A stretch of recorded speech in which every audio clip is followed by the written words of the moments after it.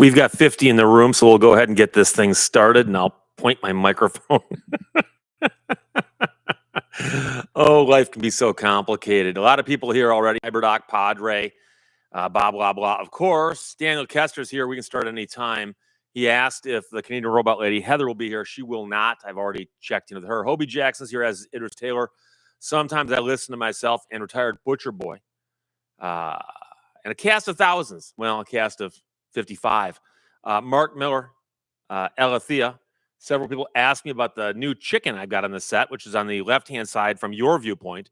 And it's a yellow chicken wearing a KIMN shirt, which I believe is from Denver, according to Mark Miller. I believe that's a mascot to a radio station. I think it's like the rock and roll chicken or something like that. So Prodigal Stranger, of course, calls out that we have normality. Anything you still can't cope with is there for your own problem, which, of course, is a reference to the Hitchhiker's Guide to the Galaxy. I believe, was it the video I put up today mentioning people with two heads? And, of course, Zaphod Beeblebrox would be one of them. And I mentioned that for many, many years, I had a signature block on my correspondence that said SL/ZB, suggesting that my secretary's initials were ZB, which they weren't. And, of course, I was going with Zaphod Beeblebrox, and nobody ever asked me about that. Never. So, Mater's Workshop, first time catching live. Really? Oh, wow. John Michael Karma, Angel Luis Espada, Brooklyn, New York City. And John F. Kennedy, hello from Cincinnati. JFK, did they call you JFK, do they? Tom Hayes, checking from St. Charles, Louisiana. No, it's St. Charles, Missouri. St. Charles, Louisiana would be the song mentioned by the band, of course. Fast Eddie 333 early. Yeah, we start whenever I get 50 people in the room. Once in a while, we start a few minutes early. 858 Bill says, caught a past video with you and Louis Rossman discussing right to repair. Yeah, I was on Louis Rossman's channel one time. I've also been on Sam Crack's channel at least once or twice. I highly recommend Sam Crack. He's a great guy. And, of course, I've been on Ed Bolian's channel a few times as well, Vin Wiki. So I like to get out and about whenever I can. Orlando Castillo, greetings from Spain. Checking in from Spain. I appreciate that. I love to see people checking from other parts of the world.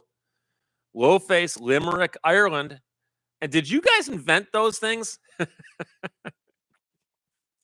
Without which nobody would ever heard of the town of Nantucket in America.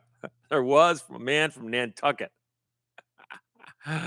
Dominic Campbell, did you go to high school with Tim Allen? I believe Tim Allen is a couple years older than me.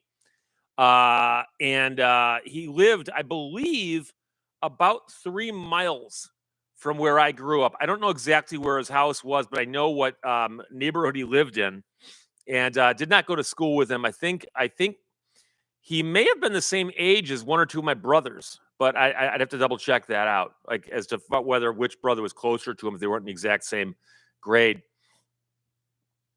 Art S, a Mexican ship hit the Brooklyn Bridge. Could lead to some fun legal topics.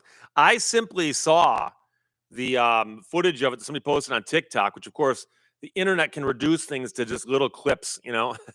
All I saw was a boat slamming into a bridge, but it didn't appear to be as drastic as the one that hit the other big bridge a while back and caused all kinds of mayhem. Mater's Workshop, did you receive my email? I don't know. Depends on what your name is on email and what you wrote me about, et cetera, et cetera. Howard Stapleton's checking in from the UK, which I assume is the United Kingdom, not the University of Kentucky. Lorelei McBroom. Hi, Steve. Thanks for your help. Those who don't know, Lorelei is one of the greatest people I've ever met. I met her because she performs and tours with Aussie Pink Floyd. And she is just, if you just met her and had no idea what she did for a living, you just go, wow, what a great person. She's a wonderful person. But I got to meet her when Aussie Pink Floyd played in Detroit a little over a year ago. And I sat and talked to her for a while because her story is fascinating, because she sings in the group, and her vocals, along with the two other ladies who sing with her, are so impressive. And it really does make the sound, especially for some of those songs from Dark Side of the Moon, makes those songs sound so authentic. It's mind-blowing.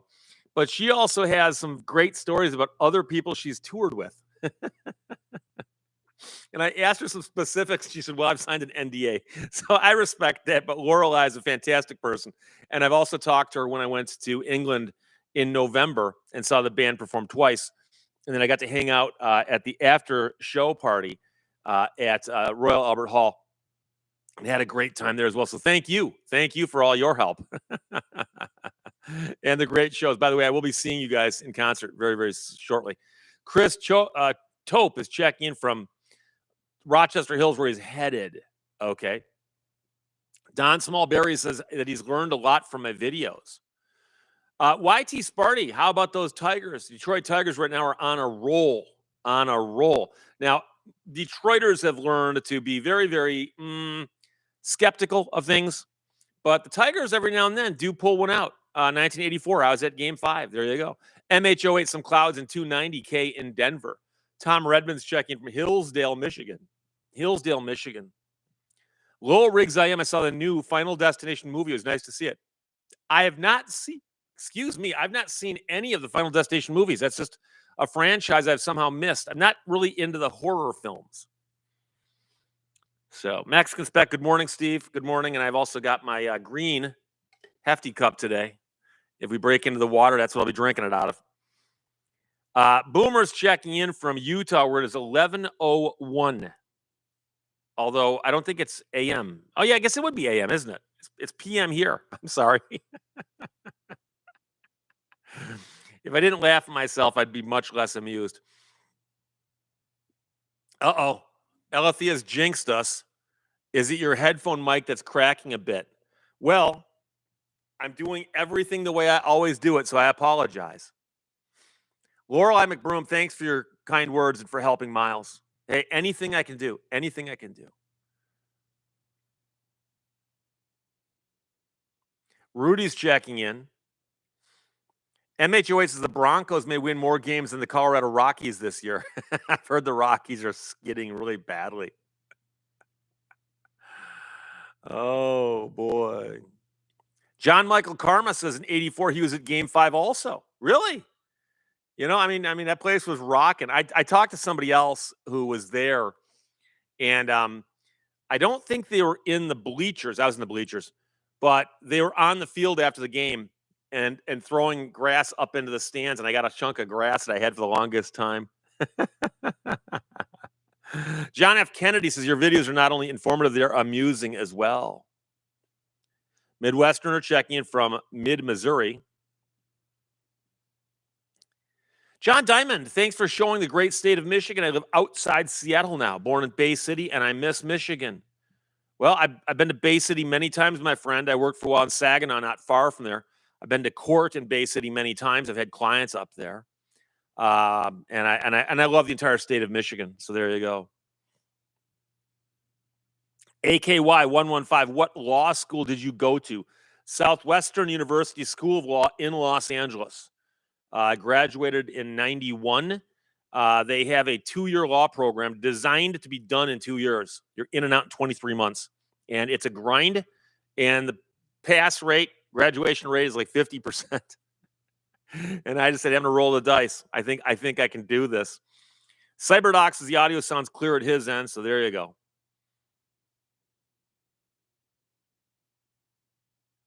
Bill Van Ram says, you're missing the Beta Breakers race in San Francisco. You could have dressed as a Viper. Is that one a lot of people dress up for? There's a few of those races out there where it's more about watching the people go by and how they've dressed. Although there's some people who dress up for any race. So, Christopher Patrick, where do those words of wisdom come from at the end of your videos? Those are gathered by the woman who does the voiceover work, and that's Heather, the Canadian robot lady. She's a good friend of mine, and she gathers them. I send them to her. Listeners send them in. She finds them on her own. They can be anything from something you'd find on a fortune cookie to a line from a movie to a joke, to a dad joke even. So there you go. Believe in yourself, checking in from Napanee, Ontario. Napanee. Peter, are you an aviator? No, I am not. I am not. Although I wear a watch that a lot of aviators like. It's a Breitling. My brother is a pilot. I've known other pilots as well. I've flown in small planes many times, but I am not a pilot. I'm not a pilot. D Woods checking in from Bay City, actually closer to Cuckholland. Cuckholland. There's a lot of native place names up in that area, including the Tittabawassee River, which are fun to say once you get them down right. Ben Leach, is Dodge bringing back the Viper? We've heard rumors that they are, but we're not sure how solid those rumors are. As of right now, I'd still classify it as a rumor. As a rumor. They have not officially said anything as far as I know. Eye on Margate. Do you think the flock cameras will be ruled unconstitutional? You mean just simply putting up cameras everywhere and monitoring everybody? I'm not sure if they'd be ruled unconstitutional simply because my fear is that the court would say, well, they're out in public. And especially if you know they're there. But I can see people saying, but yeah, should we really be monitored and surveilled 24 hours a day, 7 days a week? I mean, and so, I think the answer might be to get the city councils or whoever's putting them up to understand that they anger people. Not right now, but I can get some. If you ever want a book I've written, email me, Steve, lehtoslaw.com, and put the word book in the subject line, and I will do what I can to hook you up.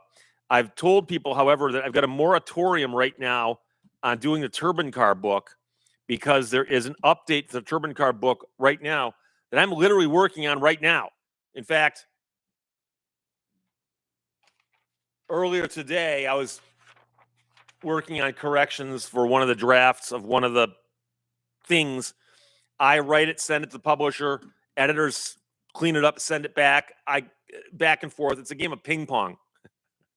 That I win back and forth. It's a game of ping pong. That I win eventually because I'm the last one to send it back. But it's a process. Michael Gibson, anyone else scared of boneless wings and hire car companies since they started watching Steve? And I hope you're scared of RVs too.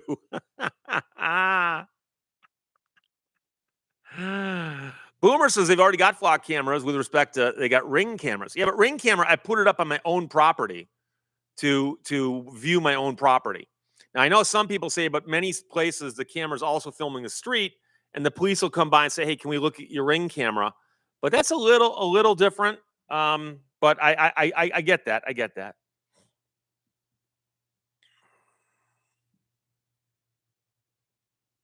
Lowell Riggs, I'd like to send a boxed Atari game to add to your decor. If I send one, will you put it up? It depends on how big it is, and how visibly distinguishable it is. I've had people send me stuff that's too big. Like I imagine that the space behind me visually is real estate. Okay, and it gets efficient to put up things that are about that big. Bigger than that takes up too much space. Smaller than that, you can't tell what they are. So microphones, scale model cars, license plates, swords. What else have I got back there? Figurines about yay tall, that kind of stuff all day long. But yeah, I'm not too crazy about the little stuff or the. I've had people send me big things. I'm like, I'm sorry. If you ever have a question, send me an email and say and attach a photograph. Go, here's them. Should I send you this or not? Because I'd feel bad if you sent it and I can't. Retired Butcher Boy, is your watch the Breitling Navitimer B01? Yes. Well, it's a Breitling Navitimer. I'm not sure if the B01 is always Navitimers or vice versa, but it's a Navitimer, and the only real distinguishing factor on a Navitimer is whether the 3 dials are across the bottom or rotated to take the place of 12, 9, and 6 as opposed to 9, 6, and 3. And then mine has the Arabic numerals on it, 1, 2, 3, and many of them actually have a hash mark. And I don't like the hash marks as much. I don't think they're as good looking aesthetically. So, Lowell Riggsam says it's smaller than a book. Okay, it's smaller than a bread box. Rudy says there's a slight crack here and there that's audible. Seems like when you're real close to the mic. I wonder if I'm overdriving it, causing it to causing it to break up a little bit, a little that distortion. Blah blah blah. I'm trying to unload a 747-8. Do you want it? Only if you can deliver it.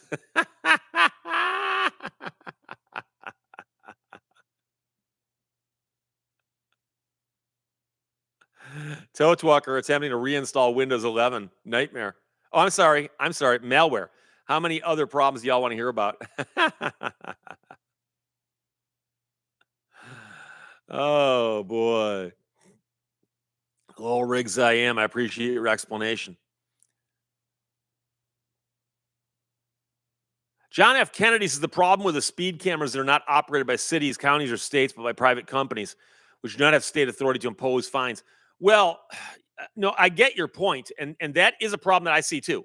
The doesn't mean you can get away with not paying the fines though, because they say that they have contractors doing work for them, and then when the tickets get turned over, the tickets get issued in essence. And I understand that that's not necessarily how it works cleanly, but it to me, it's always been a problem because it's a profit incentive, the profit thing, as Steve Martin would say in The Jerk. And there is a problem with that. The fact that a company out there is going, how do we get more money out of this machine? Oh, write more tickets. Now, the parameters can get set by whoever hires them, but I just don't like it.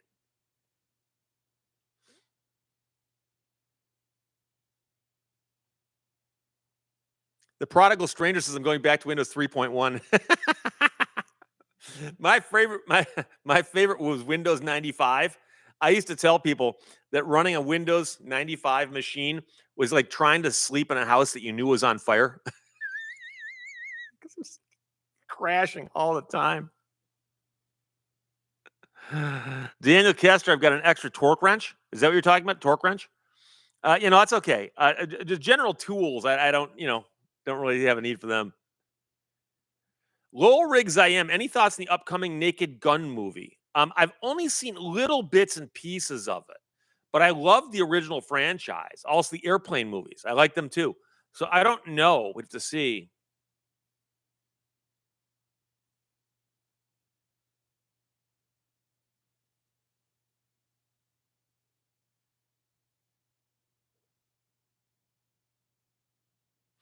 Officer Tater Hater.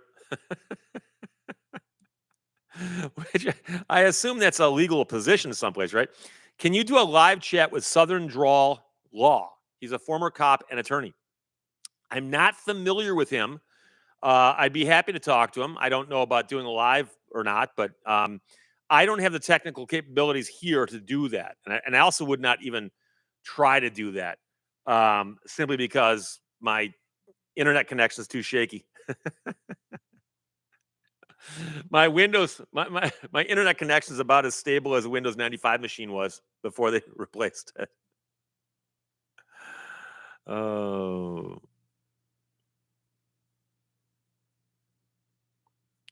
Jan Coburn, what about a tax forfeiture case where the city sells the houses in lots of 50 to single buyers and there's no individual price for each house? I've never heard of that. Would that be legal? I've never heard of that any place where it might be legal. That's a concern I would have because obviously, the redemption periods and so on. But I don't know. Question is, could they make the movie The Jerk today? Probably not. Probably not. Charlie Funk, good Sunday, Steve. And to you, my friend.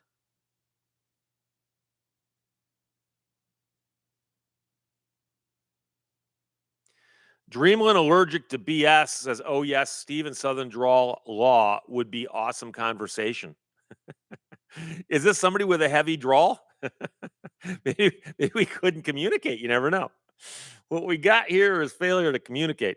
Windows Millennium Edition was very unstable. Oh, I forgot about that. They call it ME, Windows ME for some odd reason. Just thought of that a while back. Little Riggs I am. Stay away from the cans. He hates the cans. The new phone books are here. I am somebody. Jerry Highfill is checking in from Level Cross, North Carolina. Of course, the home of Richard Petty. I've been there before. Very, very cool place, especially Richard Petty's place. Mark Miller, about the 7-hour stroke victim. I did the video about the guy who was arrested for DUI. And after they'd been in custody for, I don't know, 6, 7 hours, somebody goes, maybe we should take this guy to the hospital because it actually doesn't look like he's drunk. It looks like something else. And the allegation is that they lied and said, we found him in the parking lot like this. And it turns out that he was having a stroke the whole time, according to the lawsuit. I suspect what will happen is the city will try to fight that on qualified immunity grounds. And of course, I suspect they lose that defense, but they'll try it and then probably work something out. Yeah, Mod Hunter says Millennium Edition is ME. That's where they get the E from, Millennium Edition. John L. Davis, if there is a sign on your house that says keep out or beware of dog, and a UPS person proceeds to deliver a package on the front door and gets attacked by a dog, who is liable? Whose dog is it? I'm just kidding. Leave it to a lawyer to spot a hole like that. No, here's the question. That's going to vary wildly from state to state because signs on property, you'd be surprised. In one state, that sign will save your butt. The other states are going to be like, sign doesn't mean anything. And even like no soliciting signs. I've had people complain and say a mailman came up and knocked on my door to get me to sign for something. And I said, didn't you see the no soliciting sign? Well, he's not soliciting. He's delivering certified mail, you know? So, but that would probably wind up being a crazy case with everybody suing everybody. Lowell Riggs IM says that Windows Vista wasn't bad. The only problems he had with it were ones he caused himself. STP World, have you ever been to American Jewelry and Loan? Is that the pawn shop in Detroit that's got its own reality show? Yes, I've seen the TV show, but I have not. I have not been inside of it. No, and I've driven by it. It's in a sketchy part of town, to put it very, very nicely. You know, but no, I've never been there. Have not been there.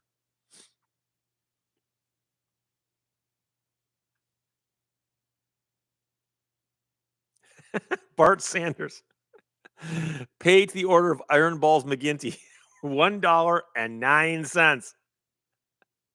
$1.09. James Milano, hi Steve from Puebla, Mexico. Condolences on your brother. Thank you very much. My brother passed away on April 3rd. I put a video up about him on my backup channel, and I got a lot of nice messages from people, and I greatly appreciate that. And it's one of those things that it's amazing how it still affects my thought process on a day-to-day basis. So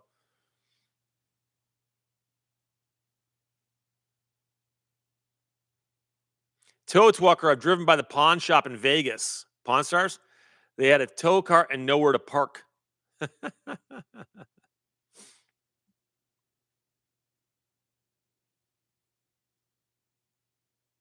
East Carbon Exposed. The chief of police targeted my business with ridiculous tickets. Now closed. He makes $134,000 for supposedly not picking up a dog mess. 9 months in court. I caught him on camera making fun of losing. You know, it's one of those things, and I apologize. And obviously, I don't know much more about your case except what you put there. But you hear these stories where if you get on somebody's radar and they want to, they can make your life living hell, even if you've done nothing wrong. And we've heard stories about people who just, somehow they keep getting tickets or harassed or hassled or whatever it might be. So sorry to hear that. Mark Miller says, I thought all of Detroit was sketchy. No, see, here's the problem with the reputation of a city tends to lag far behind reality because of the fact that a reputation for a city is like an aircraft carrier trying to turn around. And so downtown Detroit right now is extremely safe. It's beautiful. There's a lot going on down there.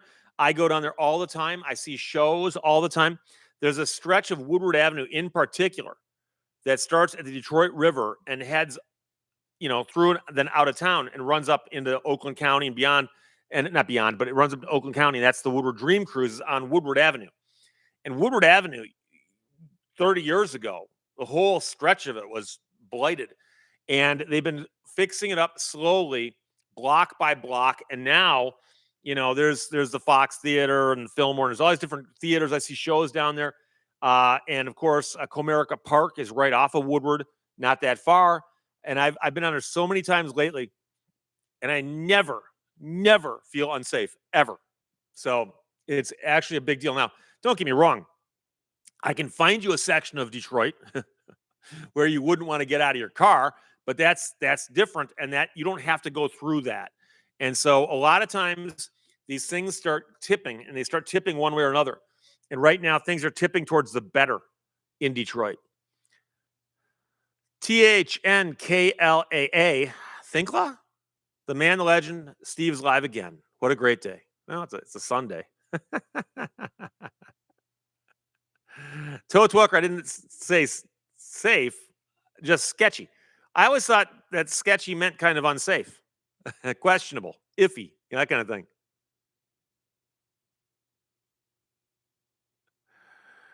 Oh, boy. STP World, I once went through downtown Detroit at 3 a.m. when it wasn't safe. That wasn't good. And Al Jean of The Simpsons is from Farmington. Yes. There's a couple people. There's also a woman named Pietala, who is one of the executive producers, who's also from Michigan, who works on The Simpsons. But Al Jean, yeah, he's one of the famous people on The Simpsons, the creation. By the way, one of the channels, and I don't know which one it is, probably FX, plays The Simpsons like 4 episodes a day, every single day, day in and day out. And recently they were up into the 30s. And so I actually set my DVR to start recording The Simpsons because I knew they're going to start at season 1, episode 1, and I caught it the other day. So right now I'm rewatching The Simpsons beginning at episode 1, season 1, and working our way through. So it's kind of funny because you watch the earlier episodes and the artistry is not as good in terms of the drawing. The jokes are a little slower. The storylines are a little slower, but it's picking up speed. So there you go. MD Hofsky is checking in from WGRD, the beautiful city of Grand Rapids, I assume, or nearby. Tanner Schlenke, did your Ticketmaster app fix itself? I had to remove it, reboot my phone, reload it, and then go in that way, and it worked. And of course, if I had been in line at a concert, especially a general admission concert, I would have been very upset had I had to have to do that before. So, Lowell Riggs, do you have a favorite concert you've been to? I mentioned I went to see Jeff Lynne and his ELO at the Little Caesars Arena last year, and was blown away by it. Absolutely amazing show. Now, I was sitting in the front row. Actually, I was about 20 feet back because they have a section reserved for people in wheelchairs. But I was in the first seated row. And I've always loved ELO. First album I ever bought was a New World record. And loved the show. The song selection was great. Jeff sounded great. It was fabulous. I've seen other good shows, too.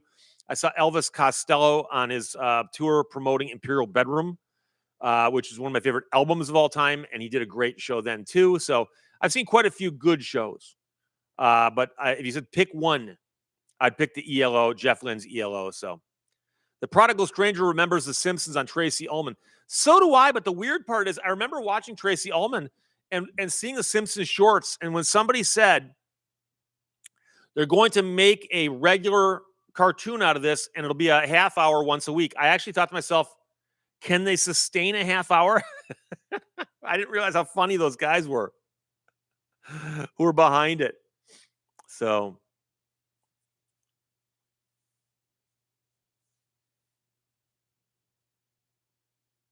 Dan Boyd didn't get The Simpsons at first, but watched it later and enjoyed the one where Bart and Milhouse go to the Spinal Tap concert.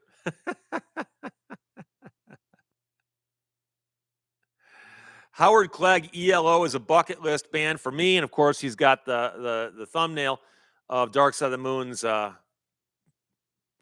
prism with the rainbow. Jan Coburn says the property tax forfeiture happened. One buyer of 50 homes, no individual prices listed. Yeah, I don't know how that would work. That's in the U.S. I'd be curious to know what state it was in and so on. So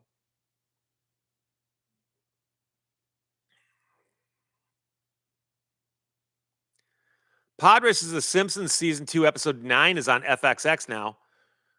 Yeah, I'm not sure if that's the correct channel that I'm talking about. The channel I'm talking about plays 4, and they were still in season 1 as of yesterday. Mater's Workshop, what do you think of Graveyard Cars? I love the guy, Mark Warman. I've talked to him before, and his knowledge of Mopars is unbelievable. And some of the cars he's restored, people bring him not just a basket case, they'll bring him a car that was like totaled, crushed, and like buried, and they'll dig it up, straighten it out, and make it look brand new. So I like the show. I like the subject matter quite a bit, but I don't catch it as often as I'd like to. I spot it more on YouTube. So, Rudy, do you drink?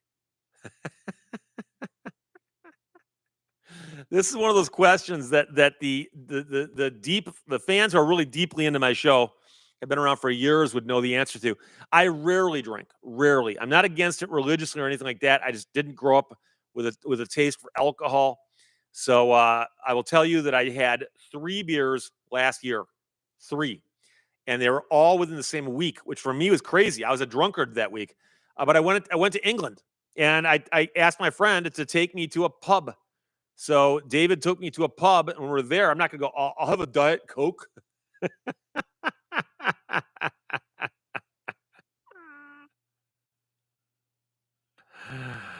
Oh, boy. Mark Miller says mom got mad at his cluttered bedroom and threw away all his concert tickets. Oh, the stubs and all that. Yeah. I don't even have any anymore, but I do still have the backstage pass from seeing Van Halen in 1980, I think it was. Cobo Hall, got backstage. That was kind of cool. G Keyman 565. Steve doesn't drink much. There you go. There you go.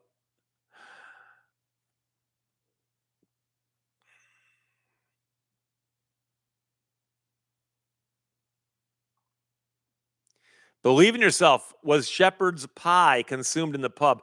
No, we didn't have any food at the pub. We had drinks. Then we went to a different location for food, which also played into it. I'm not going to stand there and go, well, I'm gonna wait till I eat before I drink anything.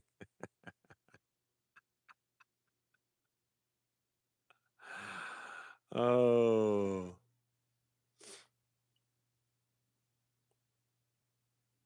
Dan Boyd, I swore off the Eagles in the early 90s when they toured, were charging 50 to 100 bucks for tickets. No one charged that much back then. Yeah, nowadays, it's funny because, in the old days, the best tickets were bought up by scalpers and you'd have to pay that much to see them, but the band wasn't making the money.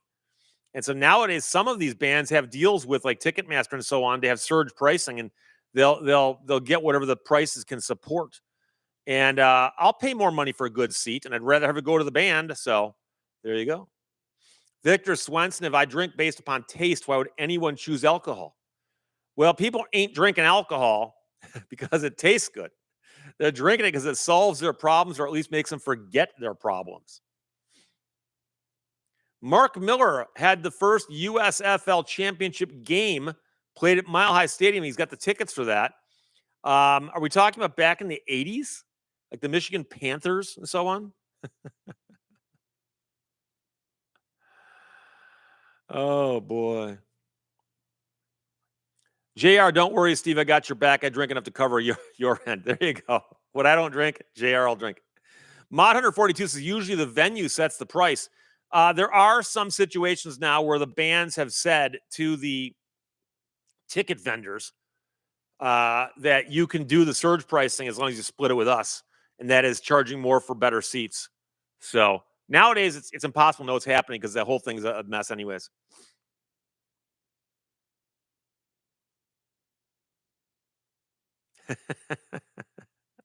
Jay Klein, I like the taste of scotch.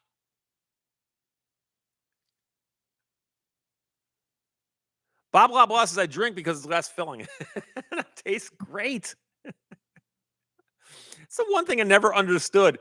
You go to a sporting event back in the mid 80s, and sections of the stands would start chanting back and forth, tastes great, less filling. And I was always wondering, did they set this up? Like who would do that like on their own? But apparently. Yeah, James Chamelik says Taylor Swift concerts were out of control or beyond ridiculous. And I heard crazy stories, including a guy who logged onto whatever the vendor was selling those tickets, clicked the wrong button and got tickets, didn't realize how much they were worth. Ella Theus says it's not me. 07 says almost all UK pubs serve at least a bit of food. These places might have, but one of them in particular was next door to a restaurant. There's a restaurant and a pub. So we ate at the pub and then walked to the restaurant, which made sense because some of us have been drinking. Although I did not drive at all when I was in England the last time. Mike Lackner, Tom T. Hall was great. Dan Boyd, it makes me a jolly good fellow. And Duncan Campbell calls out that alcohol, of course, is the cause of and solution to all of life's problems.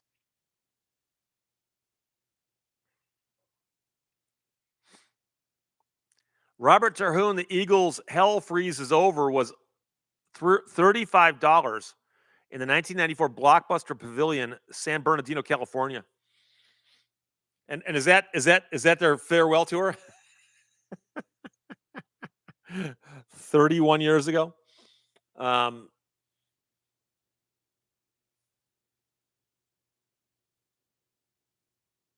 Mark Miller, I could never understand mosh pits. Yeah, I think that they're not aimed at our demographic. I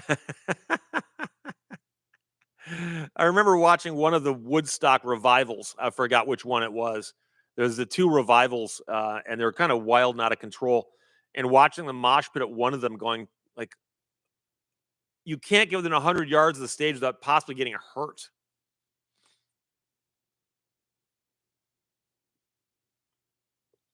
Airplane mechanic, if alcohol hasn't solved your problems, you aren't drinking enough. Oh, Morgan Free is sitting in Rome currently. Rome as in Italy? Very cool. Go tell the new Pope we all said hello. Dr. Rick, hi, Steve. Great to see you again. Great to see you too, Dr. Rick.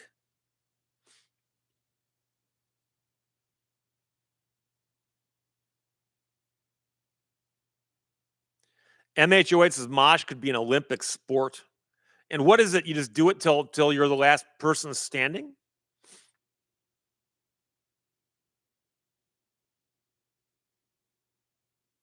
Sig226 is probably Woodstock 99.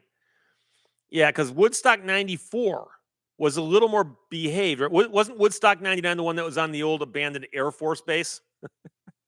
and water is like $17 a bottle, and you weren't allowed to bring in your own? Why compete with the people who are gouging you?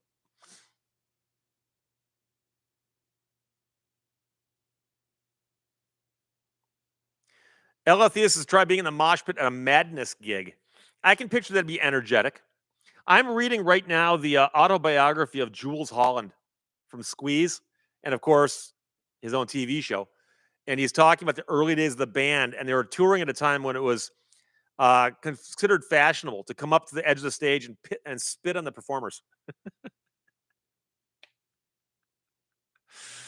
Oh, it doesn't sound like as much fun. Brandon, good afternoon, Mr. Lehto. Good afternoon, sir. Mr. Red Taco 11, Woodstock 99 was a dumpster fire. Yeah, no, that was the one that got out of control. And I mean, there was, police investigations and all kinds of stuff. I saw documentaries about it. Sig226 says, literally, it was a dumpster fire. Low rigs I am. Ever watched Red Dwarf? No, I haven't. I apologize. Elethea, one step beyond madness. I also like the specials and the English beat. I saw the English beat last year.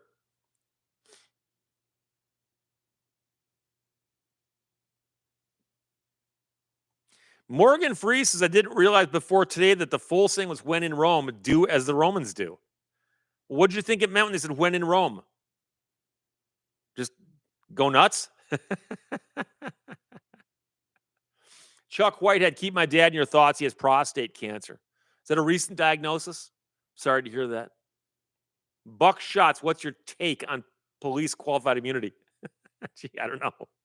Never heard of it. I'm just kidding. I've done a lot of videos where I seem to be against it. I would think that'd be pretty clear, but Depends, I guess, on how many of my videos you've watched.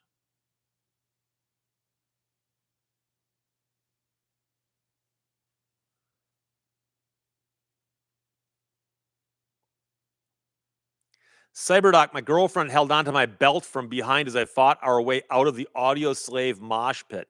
Madness. Oh boy. Ian, the Ghost Rider, Jeeping Trucker. There is a fellow lady truck driver I see once in a while. She gives my stomach butterflies. What should I do? Now, this is turning into an advice show. Does she know that you see her from time to time? You're not spying on her, are you? Perhaps you should find out if she's unattached, and assuming you are as well. Maybe you could strike up a conversation with her about something other than truck driving. Boy, what do you think of them Peterbilts, huh? James Chamellick, how about Fire Festival?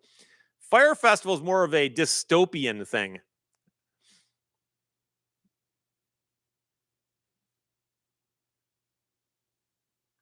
Sig226, isn't there a band called When in Rome? Of course there is. The Promise, great song, one of the greatest songs. And of course, The Promise was later covered by Sturgill Simpson, who completely spun the song around and made it his own. And I have to tell people, number one, by When in Rome, great version. Number two, Sturgill Simpson, great version. See them and hear them both. DePaul says what happens in Vegas stays in Vegas. Yeah, but what happens in Rome, just do as they do, and I think you're okay. AMZ, what is the biggest lemon card? You mean biggest physically or the worst? I need clarification on what you want that word to mean. Because I've actually dealt with, I had several defective Hummers back when the original Hummer came out, was being built by AM General and had lawsuits against AM General under the lemon law. And I'm pretty sure that that'd probably be the heaviest vehicle. But if you mean like just the worst lemon, there are others that were worse than that. But it's not me 07. Dr. Steve, dating advice. Ray Donovan, ever lose a shoe at a concert? No, I'd be terrified of what I'd step in. I tend to keep my shoes on. I've seen people at concerts sliding in mud, and you always wonder how the mud got manufactured, if you know what I mean. So hold on, it jumped. Hold on. Ian, the Ghost Rider, Jeeping Trucker says, yes, she knows I exist. I'm single. Is she single? Now I'm invested in this. Oh boy. David P, how do you decide what goes on the bookshelf? That's a tough call. It's not so much a science as it is a whim. I don't put as much thought into the bookshelf as you might expect. And I apologize because once in a while I even forget to move the $100 bill. I forgot last week a couple times. I'm like, I forgot to move it again. Sorry about that.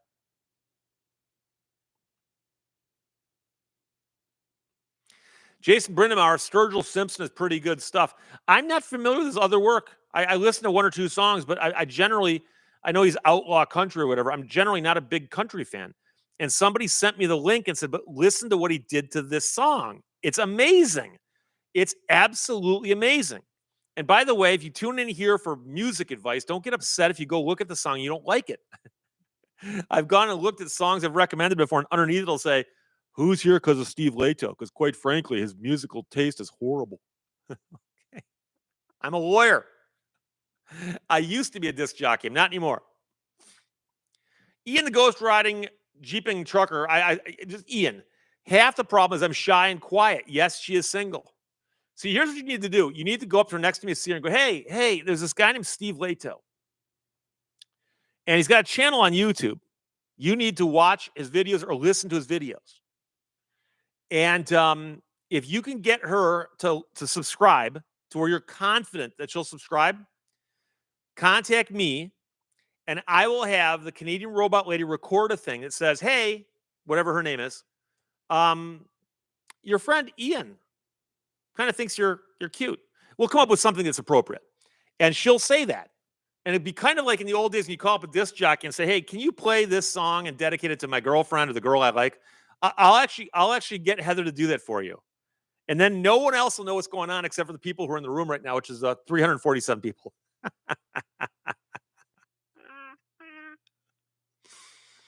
Oh.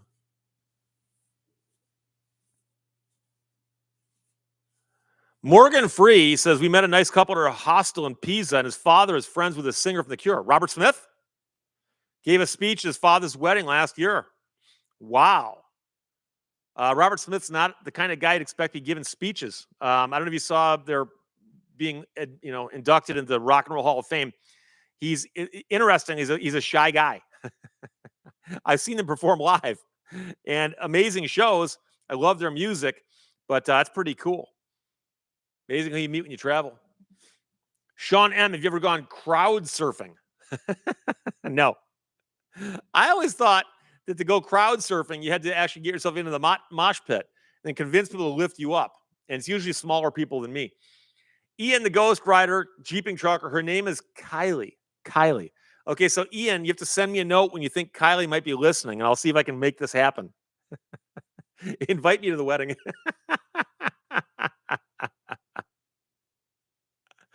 Opinionated no one. What if Ian's trucker friend is watching this stream?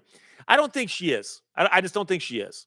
Because if she's watching the stream, that would mean that Ian and she are a lot more in common than they thought.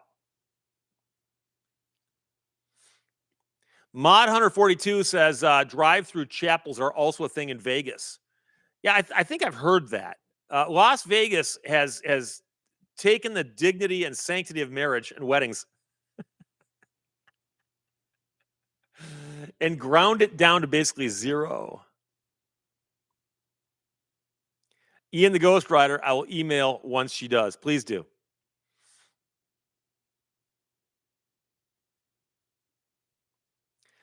CCH, have you ever snuck in through the emergency exit? No, but I saw an episode of The Simpsons yesterday where Bart did that.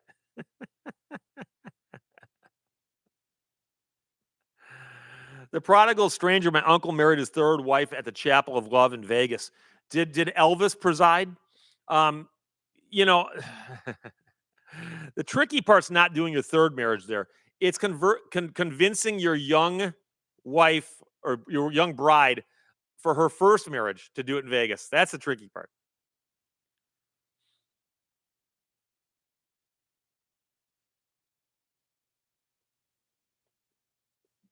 AM, not above rocking flip flops to a concert, being 6'4" and pretty sturdy, never seems to be a problem. I'd worry about people stepping on him, though. I mean, I've had my foot stepped on before at a concert. So,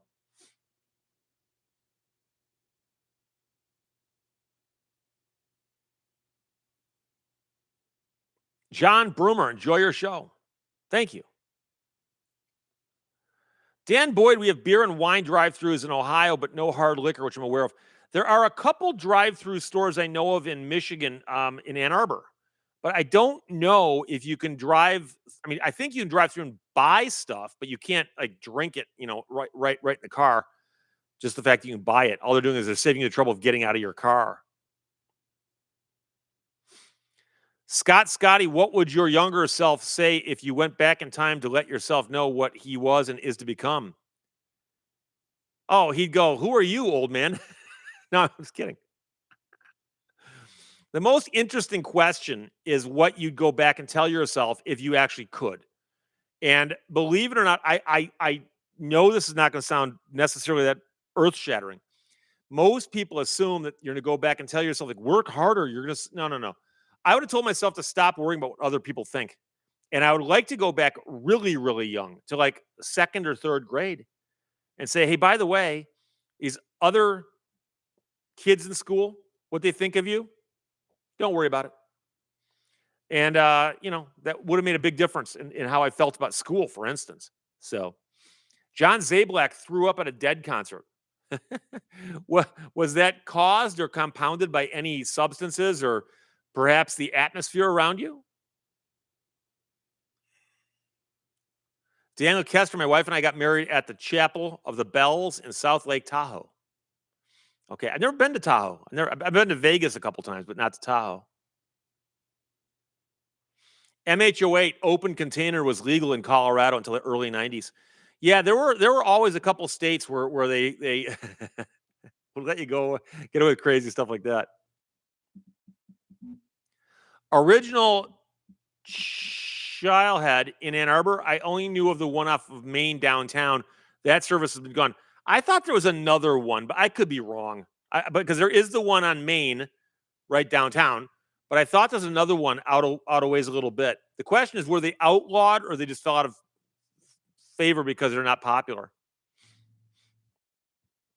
Hog Holster's first marriage, Silver Bells Wedding Chapel, Las Vegas, still happily married. And if you tell me that's performed by Elvis, I will stop cracking jokes about it. Oh, JR, if you think that Las Vegas is taking the dignity and sanctity of marriage, they've actually done that with brothels. Although I thought Vegas is the one place that prostitution is technically still illegal. You got to go outside of Vegas, don't you? Or outside of the county, maybe? I could be wrong. A lot of my information is outdated because I don't bother updating trivia in my head. Jeff 1618, I grew up in the back of a 72 Bronco at the drive-in. Mexican Spec, good lesson to teach kids. My niece's son has a lot of problems in school because he worries about what others think. I tried to tell him not to worry about it. They don't pay his bills. And the one thing that so many people don't realize until later on is that all the insecurities and worries and fears that you've got, other people have got them too. And so you look at somebody else, go, they got their act together. And they're looking at you going, you got your act together. It would be so much better if you just stopped worrying about it. Tom says prostitution is, in fact, illegal in Clark County, which is Vegas. Okay, that's what I thought.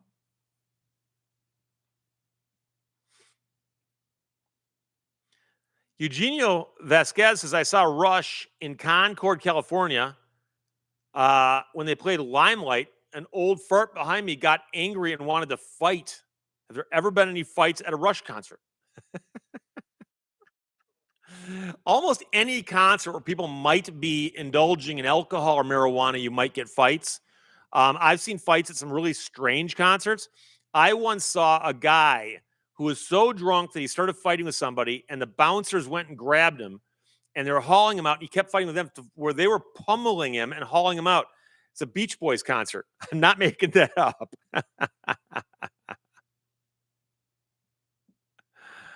Oh. Bernadine Sackinger, the most freeing thing that can happen to you is not caring what other people think of you. Toadwalker, any interest in a world record water speed attempt a few weeks ago? I was unaware of that. I'm familiar with some of those things. I know that there's a situation though where the boat will be zipping along some really glassy, smooth water and catch a little bit of air, and then go up in the air, tumble around, and then disintegrate.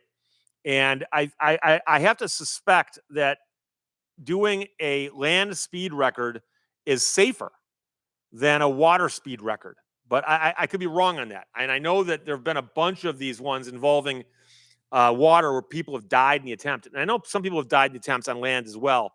But, you know.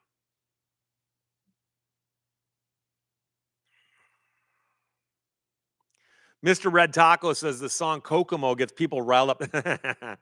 I agree with you. Ironically, the song was not written by the Beach Boys. You might know that. But John Phillips, the Mamas and the Papas, wrote that song. But this was before Kokomo came out. This is a lot longer before that.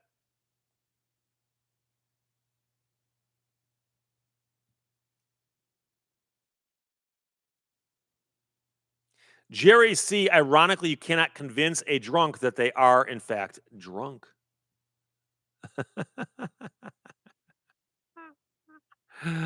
Oh, boy. James Chamelik now says, I've jumped the shark. And I'm wondering why you would say that. Oscar Padron says, I witnessed a bad fight at a Three Tenors concert.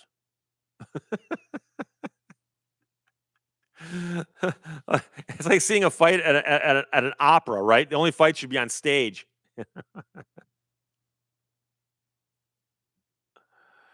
Mark Miller says that he saw quite a few fights at concerts, but these were often metal concerts. Okay. Scott M, I've probably only seen 10 concerts. See, I like going to concerts. I think I saw 13 last year or 12 last year. Jerry C, any metal detecting yet this year? No. I got the detector out. I've been waiting for it to get nice out. It got really nice out 2 days this last week. I had yard work to do, and then it got cold again. So I don't know. We'll see.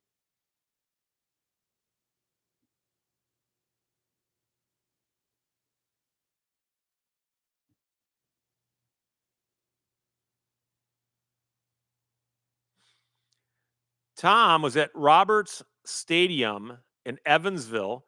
A guy was up in the rafters at a damn Yankees concert, and Ted Nugent started up a ladder, but stopped halfway and said he didn't want to get sued if the kid fell. Ted Nugent should have just taken a bow and arrow and shot the kid and said he's doing it for the safety of everybody else.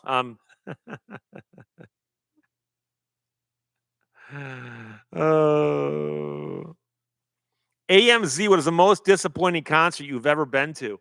This is going to sound very strange, but I actually went to an Elvis Costello concert in support of the album Spike, and he came out and started doing new songs and new songs and new songs. And about 10 or 15 songs in, I'm like, I'm kind of annoyed. I'd seen him so many times before, and I liked him, and I actually got up and walked out. It's the only show I've ever gotten up and walked out of. I was so annoyed. And I later checked the set list, and he did a couple old songs, but he was clearly trying to promote his new stuff. And I hate it when musicians don't understand what songs it is that people want to hear them play. I'm about to sell my MindLab. MindLab is a well-known metal detector brand. They compete with Whites and so on, and Fisher. And they make some good detectors. I've never used them, but I got friends who have. The Amish electrician is just worried about getting sued and not the kid falling. You are correct.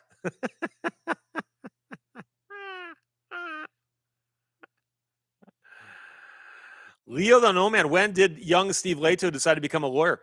I was actually about 24, 25.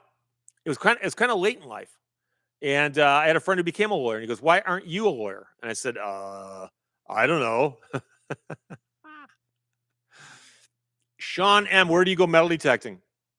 Preferably, I love going places where they've just done like sidewalk tear-outs or construction scrapes where they reveal ground that's not been exposed in a long, long time. I found a lot of cool stuff at those. A lot of cool stuff.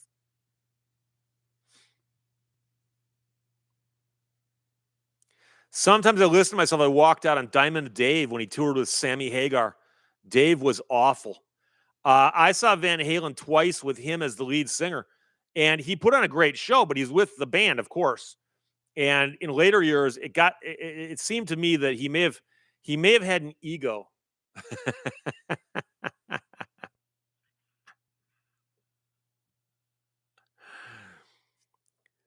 Arashai Blue Wolf says, I got a giggle out of the article with the duck and the speed camera. I work for a toll road operator. We occasionally see fowl flying through the gantries. I'm sure all kinds of stuff sets them off. And again, there's no problem so long as you don't issue the ticket to somebody and go, here's a picture of you speeding. You look at it, it's a picture of a duck, you know.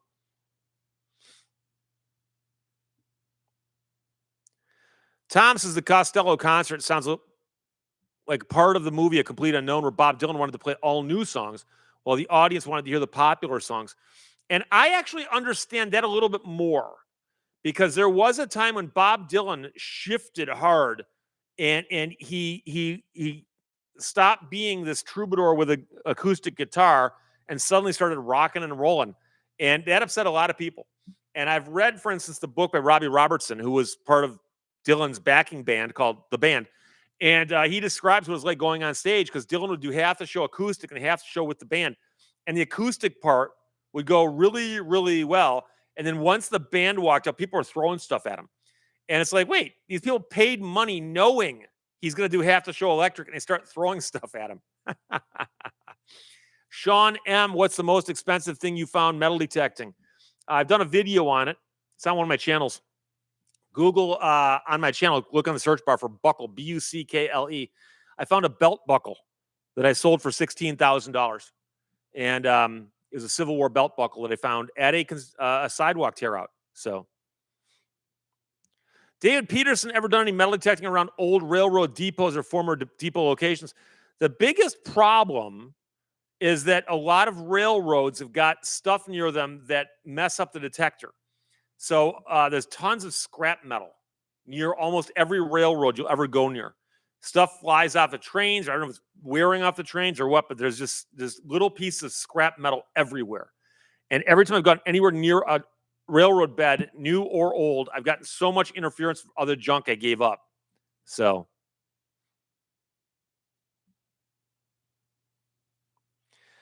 IBJI, was the buckle attached to the guy wearing it? No, it wasn't attached to anything. And that's an interesting question because the buckle was about 6 inches down in dirt that had been beneath a sidewalk underneath cement.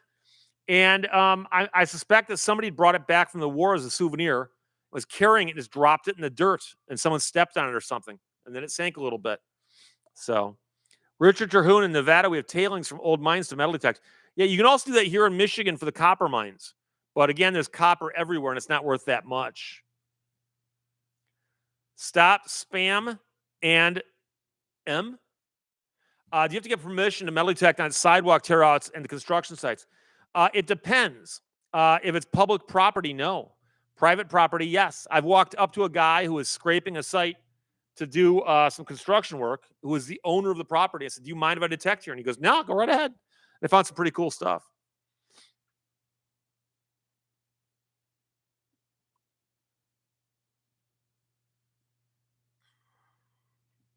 Daniel Kester, how about a place that was busy in the 1850s that burned to the ground and never rebuilt? Oh, that's the kind of stuff that metal detectorists fantasize about. I met a guy years and years ago who bought a metal detector, and he sent me photographs of what he found. And I go, "Where are you finding all this cool stuff?" And he goes, "There's a river near where I live, and there used to be a crossing where there was just, I think it was a rope across the river, and then they would, you get on this little barge and go back and forth. And so there's this launch slash landing that was just dirt. And the guy said it's all overgrown now, but he climbed in there and finding all kinds of stuff. And it had never been detected before, obviously. Nobody knew it was there except for him or whoever else figured it out. And it was unbelievable what he found there. And so if you can find a place that's not obvious, where there used to be things, I know guys who go out and look for old farm fields. And a lot of times there's a farm now, like say 160 acres. At one point in time, it may have been smaller farms with each having its own house on it. And somebody comes by and buys the farm, levels the house, and plants it. If you can find where the house was, there's often a cellar hole. You can find the cellar hole, you detect around that, you can often find all kinds of cool stuff. And I've done that a few times too. That's real hit or miss, but I've done that as well.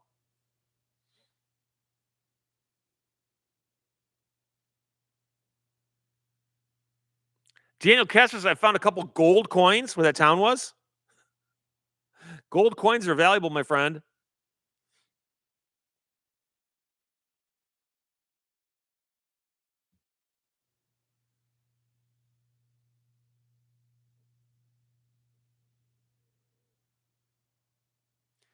LaRonda S says, when my best friend died at the age of 29, I learned he thought I did everything right. That made me sad because I did very little right at that age. Someone's idea of you isn't about you at all. And you can't control how they feel about you. You can't. And when you start trying to cater to other people, you start living their life for them, not your life. So here to I'm not here to lecture you about morality, but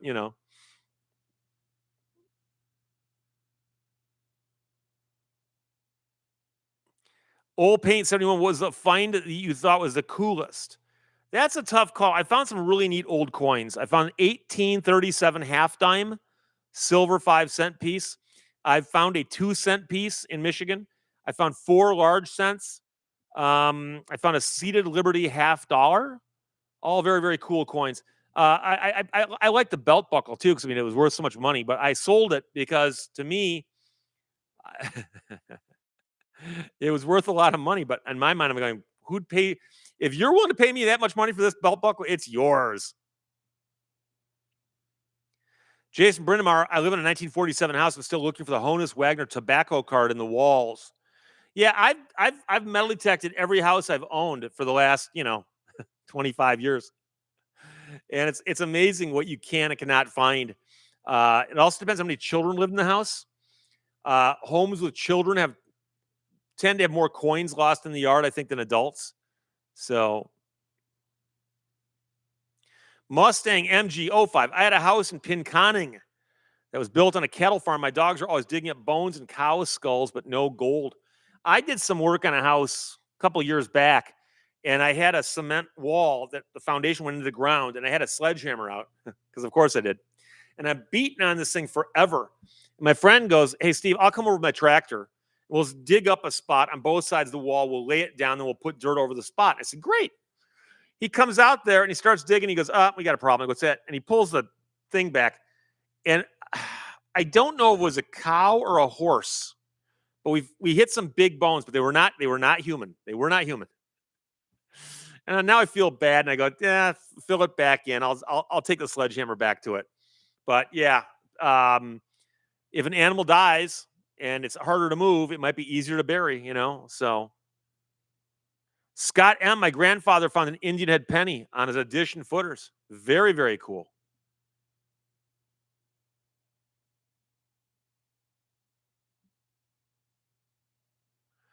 AM, I found a hatch at my dad's house from about 1650. It was in the hiding space where they'd go to avoid Indian raids.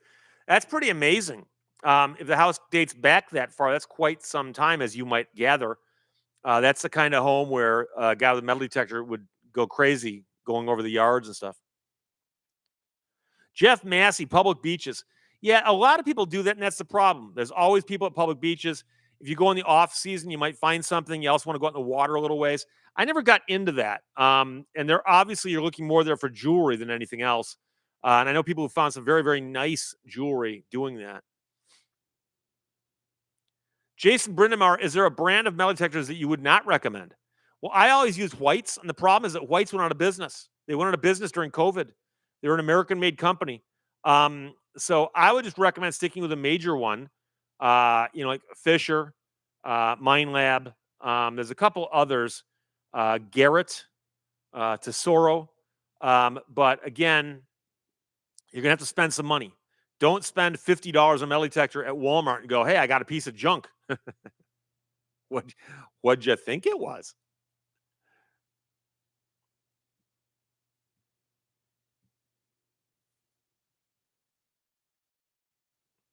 Don McArse is a friend's son, thought he found a cow or a horse bone, took it to show and tell, and it turned out to be a dinosaur bone. Big old mastodon tusk. Ram 50 V8, Garrett owns Whites now. Yeah, I believe that Whites sold off their intellectual property and other stuff to Garrett. And so Garrett's a good company. Garrett's good. Fisher's good. Tesoro's okay. Modern metal detectors are so different than the ones they had back in the 60s. It's mind blowing, but it's like comparing a TV set from the 60s to a TV set today. The technology, the computerization, all that stuff's amazing. Dieter Wolf, hi from Germany. Thanks for checking in, my friend. I appreciate that. Vinny Northwest, I found a 1956 nickel in my change last week. It's worth about $2. That's pretty cool. Anytime you find a coin that old. Now, of course, nickels after the war didn't change much for the longest time, so you don't really notice them. But whereas, like obviously, a silver coin from from 64 earlier, you tend to notice those. Those are becoming less common. I still keep wheat cents. If a wheat-backed coin, wheat-backed penny is in my change, I'll hang on to it. So, AMZ, what's an extinct animal you'd like to see brought back? I feel sorry for the ones that went extinct recently, you know. So those are the ones most, but I don't think there's a lot of purpose in bringing back like a Tyrannosaurus Rex. It would probably hate to exist in a world where there weren't other dinosaurs to fight with. Sig 226 pre 65 quarters and dimes. Yeah. 64 and earlier. Eugenio Vasquez says, yeah, but do metal detectors today secretly video and audio record you even when the detector is turned off? Okay, that's one functionality they don't have as far as I know. Lowell Riggs I am. I once got 2 silver quarters from the change machine in an arcade when I was 14. I ran across the street and sold them to a coin shop for $5, so I got to play longer. So they're paying 10 times face. I think they're worth more than that now, but still, that's pretty cool. I got a silver quarter in my change buying a bagel like 5 years ago. And what's funny is the person dropped the change in the counter and I heard it ring funny. I actually thought to myself, that didn't sound normal. And at first I thought it was a Canadian because Canadian quarters look silver, you know?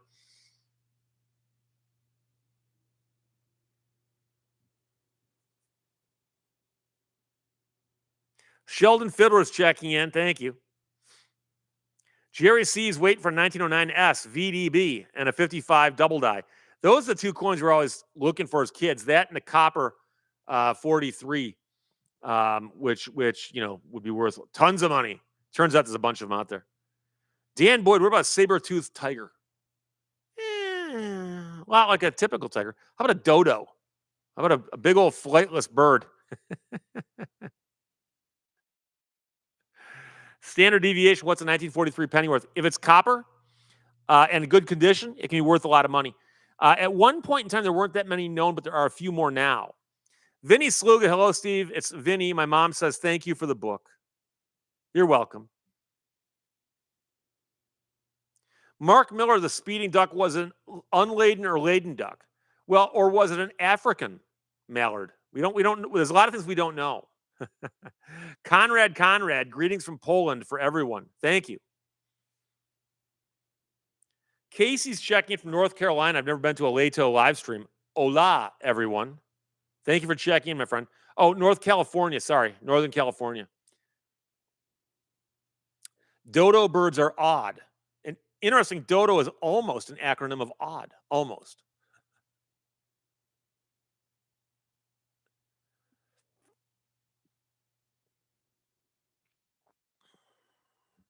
Jeff Massey, a $2 silver certificate as change from a snack bar at the Philadelphia airport.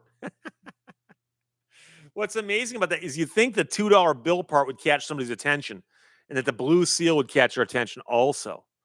But there you go. Victor Swenson, a pterodactyl. Yeah, pterodactyls were cool. They're like almost like dinosaurs, but they can fly. Almost like dragons, like a flying dragon, almost.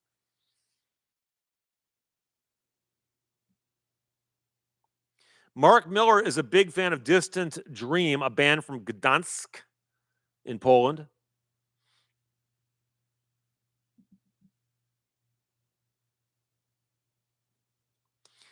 Craig Garbutt's old-time window installers would put pennies under picture windows. You mean as shims? Can remember seeing one from 1910. I saw somebody on Twitter or something in a short, I don't know, Facebook, I don't know. And they were using pennies as shims on flooring. And I was wondering, like, okay, what's going to hold that penny in place? So what'll keep it from like moving around and stuff? But maybe they were doing something to stick them down. I don't know. I'm drinking water, by the way, for those who are going to ask. So.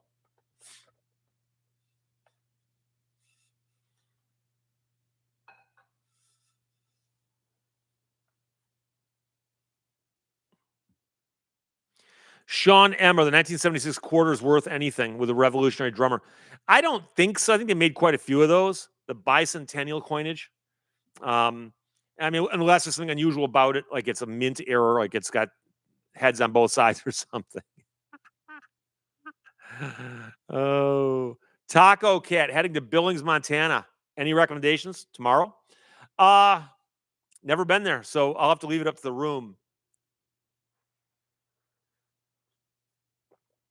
It's not me says that bicentennial quarter might be worth 25 cents.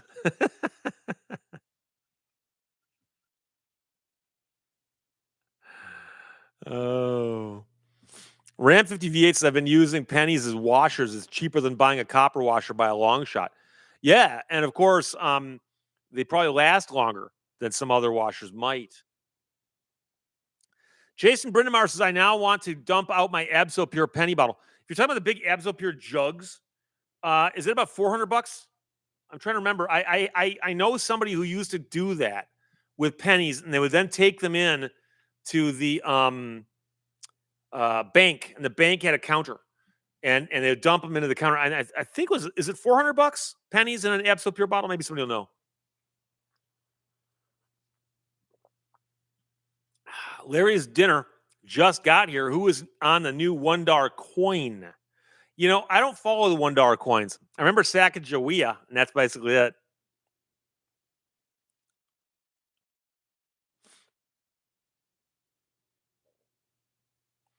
American Tours, Billings, Montana, 4B's Restaurants, Tomato Soup, and Rib and Chop House. What's interesting is, and I'm in Michigan, southeastern Michigan, we had a series of tornadoes hit the state on Thursday, and quite a few. I mean, a bunch of them, but they were small ones. They were just kind of like jumping around, and I saw a mention that one of them was not far from where my post office box is. And to see a town name mentioned like that out of context, I'm like, what? And so the other day I went to go get my mail. I took back roads over there and I came down this road and all of a sudden I saw all these trees, like 80 or 90 foot tall pine trees that have been smashed and knocked over by a tornado. And it was the weirdest thing because I then looked it up later and I could see the path, and that was the end where the tornado had come along and then apparently lifted right there. But I actually saw this whole area, and somebody they'd already gotten and cleaned up a bunch of it, but it was a mess. Unbelievable.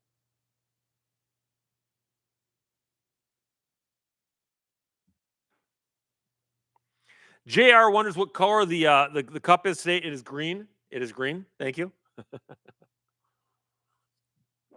Just drinking water. Low rigs I am. My father once gave us our allowance of Susan B. Anthony's. One of the ugliest coins ever minted by the U.S. Mint. And I once had a guy give me change at a store, and he gave me a Susan B. Anthony as if it was a quarter. I didn't catch it either. So, yeah, Padre, the Sacagaweas, which were gold colored. I found a bunch of them metal detecting. They ring like quarters. So, Alethea, wow, tornadoes. Yeah, that's the thing is, different parts of the U.S. get them. Some parts don't see them that often. I believe in most movies they're depicted in the Midwest, but I'm talking about the plains states. Mr. Black Omega 1, I went on vacation to El Salvador and they used a lot of dollar coins. Oh, really? Wow. Standard deviation, pine trees are wimps compared to cedar. Cedar trees really get blown over. That's interesting because I've noticed that. I've seen a lot of pine trees down, but not cedars. And I saw a pine tree that had flipped over and its roots were sticking out of the ground. Like it was literally just, like it ripped it right out of the ground. It's not me. 07 says I vote no on tornadoes. Okay, so if anybody's keeping tabs, it's not me is a no. Kevin Thomas, ever been to Seattle? No, I have not been. I got friends in Seattle, but I've not been there myself. Victor Swenson, when in my youth, often the change in my cup holder was worth more than my beater car. Yeah, and that's the funny thing is I often fill up the change to the point where I got to haul it and bring it inside the house. But I got to tell myself once in a while you should use that change. Jerry Mitchell, likewise, seconds the no tornado motion. No tornado. Richard Terhune, I'll take earthquakes over tornadoes. It's kind of funny. I remember when I lived in California, people telling me that. And I'm like, yeah, it just, you don't want to get hit by either one.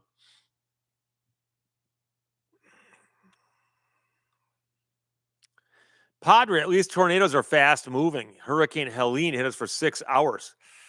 Oh, Josh Holman, good to be here. Good to have you here, my friend. Standard deviation is apparently about 70 miles north and west of Seattle, if I did the math correctly. Fatima Butterpan says in California, tornadoes might cause cancer. Do they have a warning sticker on them? It's always fun to go to the store and just look at stuff and see how many things have got California warning stickers. Notice in California. Notice in California. Alethea, we had a small dust devil here in Manchester the other week. Rare and so gentle compared to a tornado. I've seen dust devils pop up like on Little League baseball diamonds, or the ones out in the water, the funnels that pop up out of the water. Those kind of weird too. Lowell rigs I am almost never a tornado here, but we do have Mount St. Helens. Solaris, the long hauler rail fan, says that the tornado may or may not actually care about your vote. Casey was surfing in Huntington Beach, saw a water spout a half a mile to a mile off the pier in Huntington, Southern California. Great surfing area over there. Not far from my favorite beach, Manhattan Beach. But yeah, that's the thing is that do we ever hear about people getting hurt by water spouts? I mean, you have to be out there, obviously. I've never seen one as it approached too close to shore, though.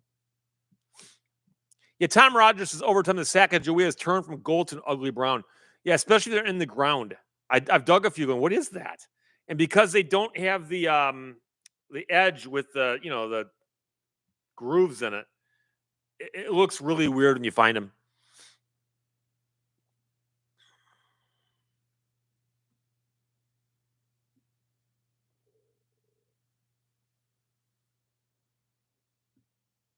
Jerry Mitchell, when I was in college, I lived through Hurricane Andrew in August of 92. Worst weather I ever saw, and I lived between Cleveland and Cedar Point.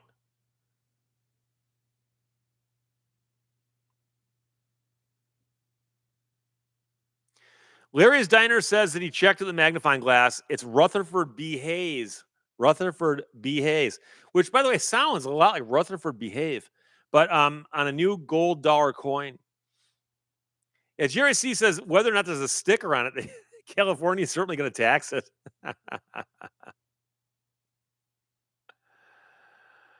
Oh boy. Fatty Butterpants says fish hate water spouts, especially if they get caught in them, I assume.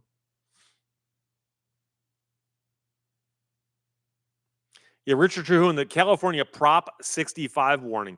And that's a great example of warning fatigue to the point where there's a warning on everything. You get the point where you don't pay attention to it. Like, why bother? Everything's got a warning on it.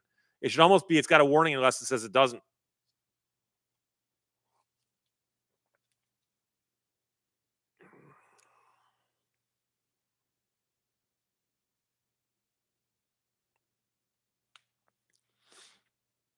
Victor Swenson, I appreciate your time. I appreciate yours too as well.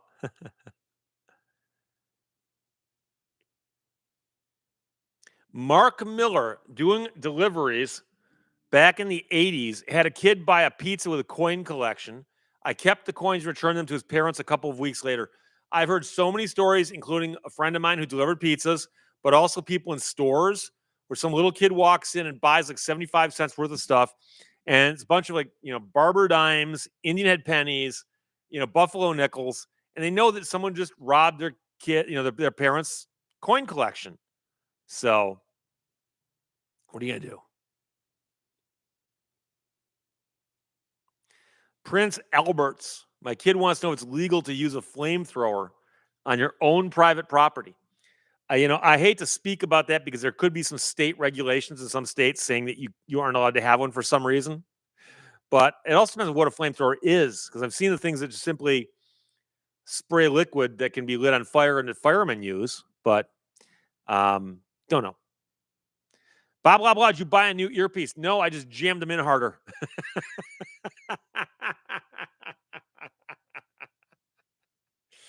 I determined that I just needed to just ram them in. Prodigal Stranger, California Prop 65 warning, do not taunt Happy Fun Ball, which is one of the first sayings I gave to Heather to record as an ending on one of my videos. Thank you for listening to Lehto or watching Lehto's Law. Do not taunt Happy Fun Ball.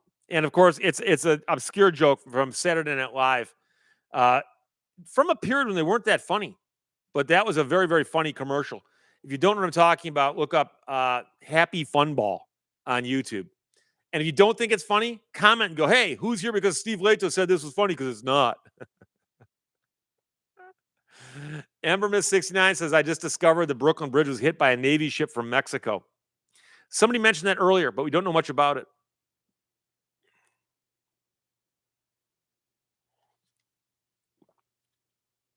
Marshall, keep up the great work. Well, thank you.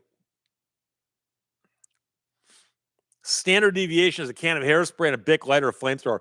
I saw a guy at a concert during the encore of a band at Cobo Hall who clearly had something in an aerosol can and a cigarette lighter, was going, and he was like up a ways, not near the main floor, and security guards just running up there because nobody got hurt as far as I could tell, but it could have gotten ugly real fast.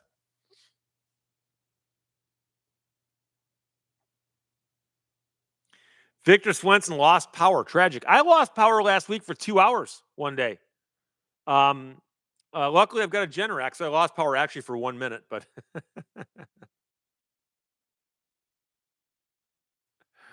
MD Hofsey says the boat that hit the bridge lost power. A tug was coming out to tow it.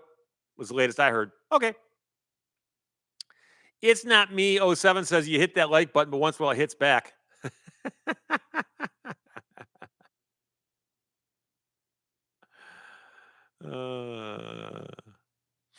D Wood, my favorite commercial is Highland Appliance, 50 watts per channel, baby cakes. That one doesn't ring a bell, but I remember all the Ollie Freder commercials also. I'll give you 5 pounds of coffee if I can't beat your best deal. Jerry Mitchell. Sorry, I've never seen the Insane Clown Posse in concert. G Keyman 565 says Harbor Freight sells a weed burner. A weed burner that runs on propane. Throws flames 4 or 5 feet.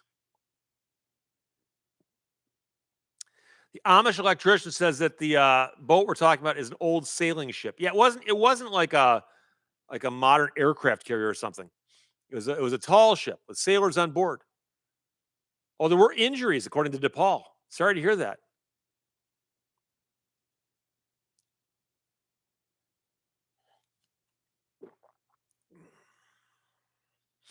Old Paint 71 says there was a contingent of Mexican Navy officers attending U of M back in the late 90s for naval architecture. That's an interesting point. I've actually got a friend whose son is studying naval architecture at college, and he looked at the University of Michigan as being a potential school because they have a very, very good program there. And I'm guessing not everybody has such a program. So it's kind of cool. Tom Kinsey, see you, Steve. Thanks for hanging out while you could, my friend. I appreciate it. We'll be looking for your next report.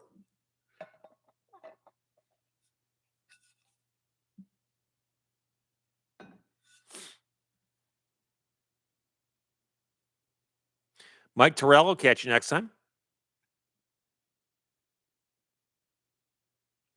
Chuck Puck says there were 2 deaths. People on top of the masts when the masts hit the bridge.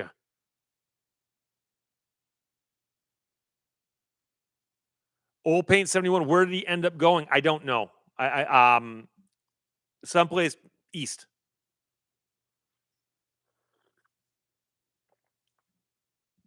And Jerry Mitchell says at least didn't take the bridge down like the Francis Scott Key Bridge in Baltimore. And that's the one that I mentioned earlier when you talk about a bridge getting hit by a ship.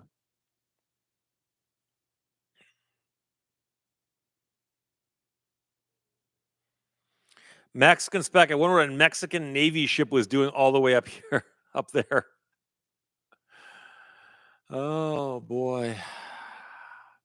Yeah, no, there's gonna be a lot of questions that need to be answered. Dan Boyd, why did the sailors not come down from the masts? They might not have had time. Or they may have been trying to do something that would somehow lessen some of the damage, if that was possible. So, Vinny Northwest says that what's going on with shipping has a video on it already. Jason Brinemar, man, that bridge came out of nowhere.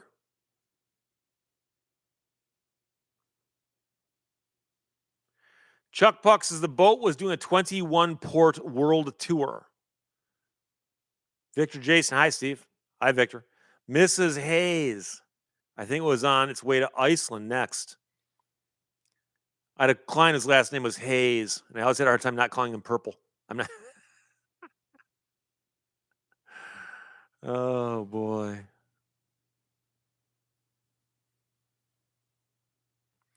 Boomer says the Mexican ship was a modern sailing ship and it had an engine, which may have lost power or had a problem with being stuck in reverse or something like that.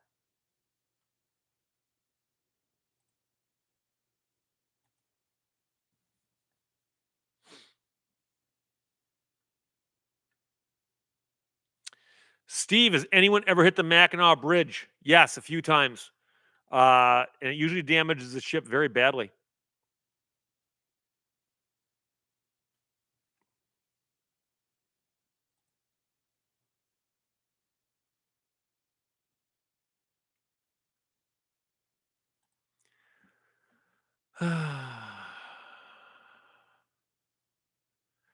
PNG Pyro, the Mackinac Bridge is super tall. It's also long.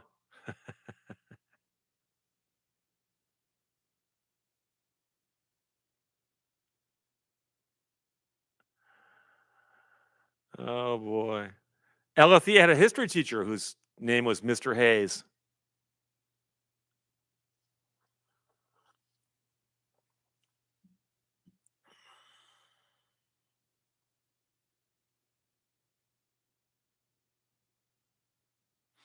MH08's drinking Mexican Coke.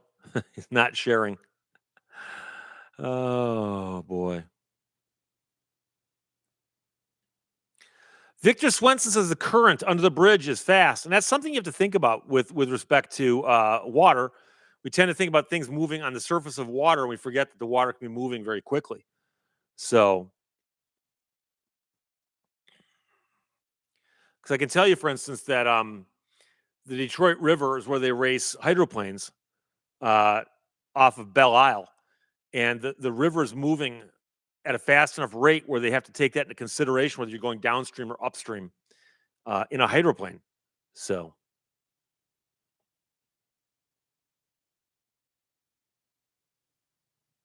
Jason Brindamar says for communications class, we were told to draw an advertisement for Michigan. I drew a Yugo flying off the Mackinac Bridge, got a C plus. Um, yeah, the Mackinac Bridge has actually had two cars go off. One was a Yugo, they think got blown off because of heavy winds, and another car they think was somebody intentionally trying to drive off the bridge because the larger vehicle and the conditions indicated that they think the person did it on purpose. But a person in a Yugo, very, very light car, heavy winds, got blown off the bridge and it was fatal. And I believe she's a legal secretary. And I met somebody once who said, yeah, she worked in my office. I knew her. So it's kind of strange. It's not me. Says, oh no, a final notice for my car's extended warranty. Oh, don't worry. There'll be more. There'll be more.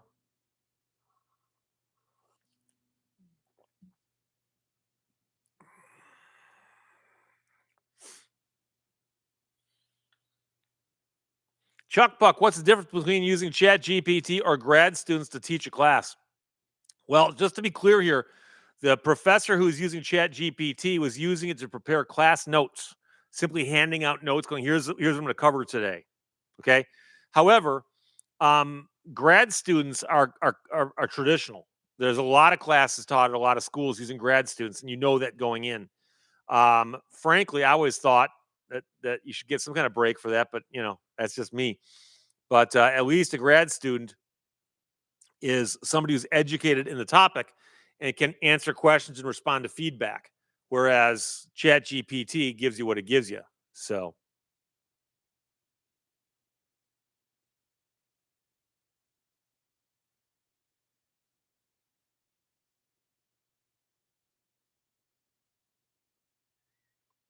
Jerry C says I saw content on YouTube about the old Cold War military radar station in the UP on top of a mountain where they're slowly turning it into a museum. There's a couple weird military things in the UP, including an old Air Force type station, I believe not far from Calumet, kind of out in the middle of nowhere.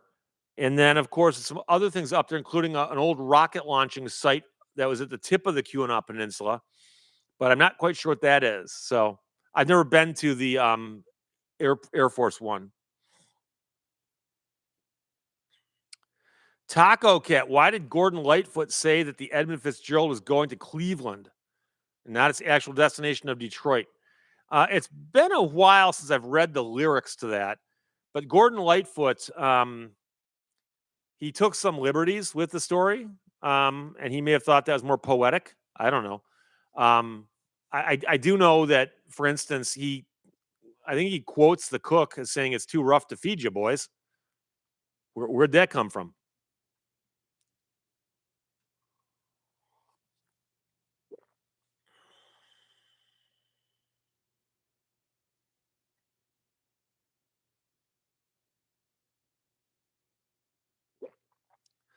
Billy Pilgrim 522 says, I saw a video of multiple 10-pound walleyes being pulled out of the Detroit River. Oh, there's some big fish in the river. The DNR was doing some tagging or testing or whatever, and they pulled a sturgeon out, gigantic fish, a couple years ago, and took a picture of it in their boat and they let it go. And it's I mean, there used to be more, but there's still some in there, big ones.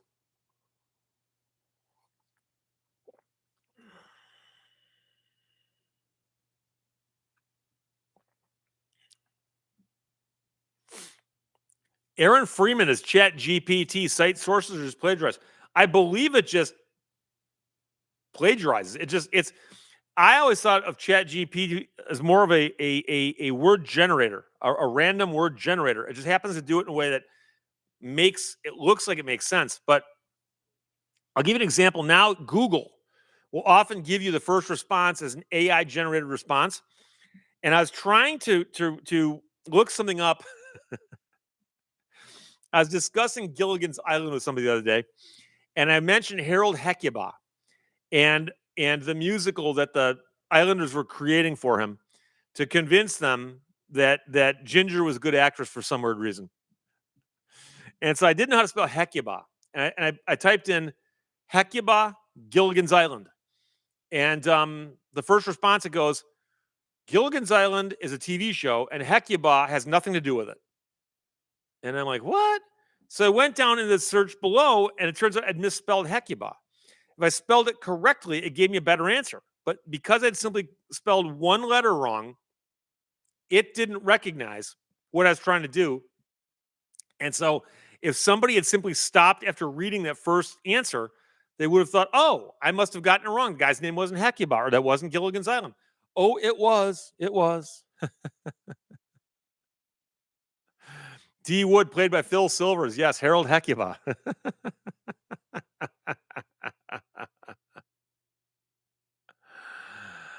Oh, Bernadine Sackinger. Anyone else getting tired of AI voices? Where? Like on shorts or something? Mark Miller, are you still a fisherman? No, I haven't fished in years. Haven't fished in years. Literally haven't fished since 1980. Last time I went fishing.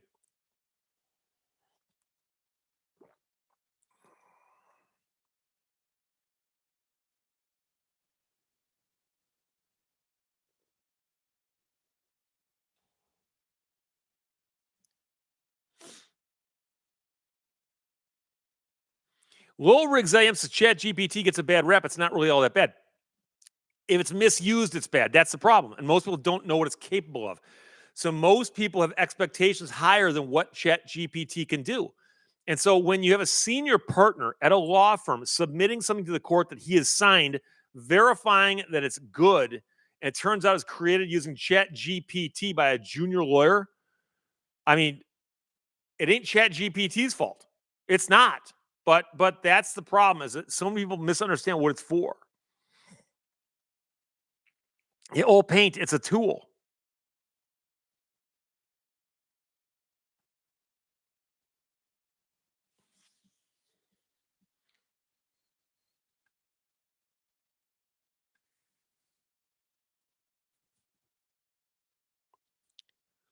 Um, it jumped on me.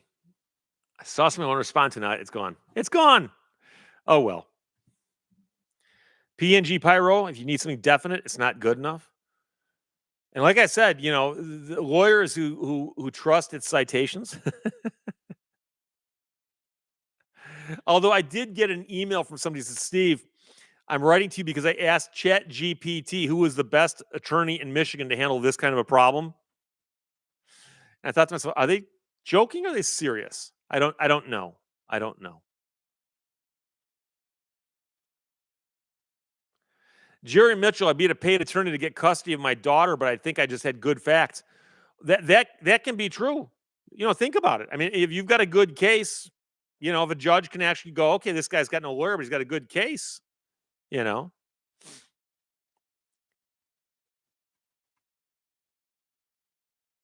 Oh, there you go. Victor Swenson said Grok will tell you that 86 is a restaurant term, not 8 miles out and 6 feet down. If you look up the term 86 in places that do research on this, most of them will say the bit about it being a restaurant term. Sometimes there's not bright line answers on some of this stuff as to where some of these terms come from. And some of the stories that are the most believable don't always appeal to everyone. So I don't know. I recently read something about 86, so I know that that's a common one. So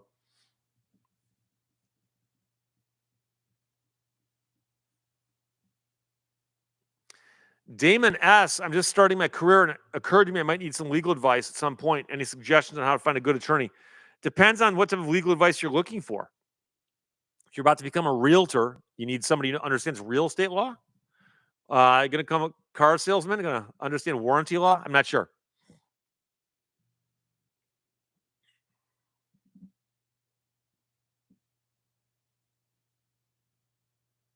Johnny C. Bradley, good Sunday, Steve.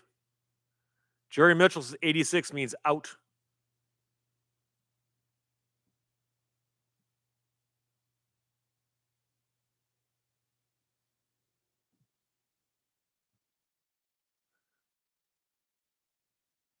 Solaris, the long haul, or railfen. Unfortunately, some terms can have multiple meanings. They can, but see, here we got Larry saying it's 8 feet long and 6 feet under. And somebody else just said it's 8 miles out, 6 fathoms down. Oh.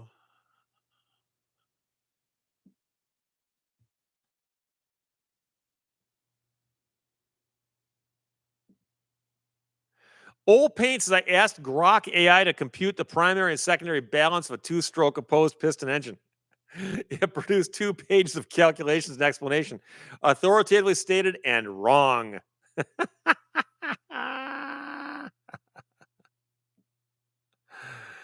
Oh boy. Two left thumbs says I always thought 86 was a rhyming slang for Knicks, and that's one explanation. There was a time when rhyming slang was big, and that's where they actually got some things that now don't seem to make sense to us.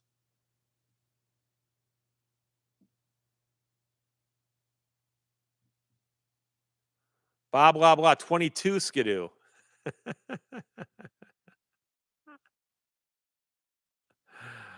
Oh boy.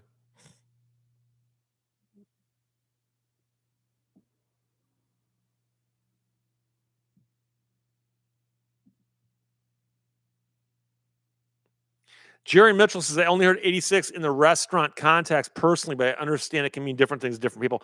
Yeah, no. So what we're getting at is where would something like that start, right? Who originated the phrase? Because remember, if one person says something goofy, it might not catch on. So the question is, what started it? Where did it catch on from? And if you look, like for instance, and I don't like Wikipedia as a source, but it does say in the hospitality industry is used to indicate an item is no longer available, traditionally from a food or drink establishment. And there are many theories about the origin, including rhyming slang for nicks, or part of the jargon used by soda jerks. Walter Winchell wrote in 1933 that the code 13 meant the bosses around, 81 was a glass of water, and 86 meant all of it. But of course, that doesn't make a whole lot of sense. And there was a bar called Chumley's at 86 Bedford Street where they claimed that police would call Chumley's during Prohibition before making a raid and tell the bartender to 86's customers, meaning that they should exit out the 86 Bedford Street door while the police would come in through the other entrance. And all of those seem possible, but You never know.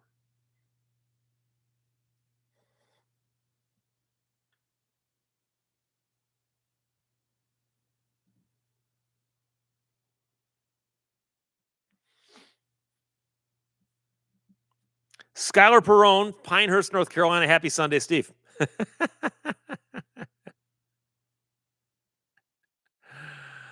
Oh, boy.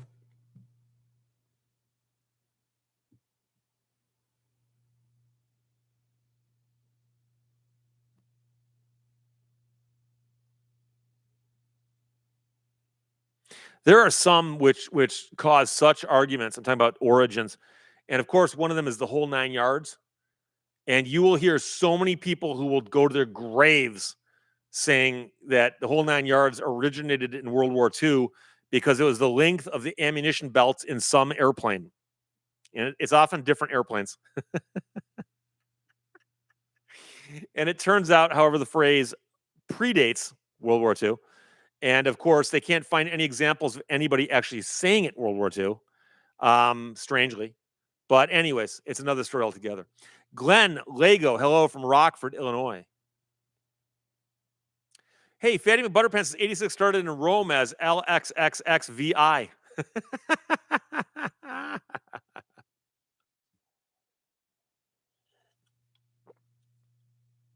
Okay, so why are we discussing batteries now?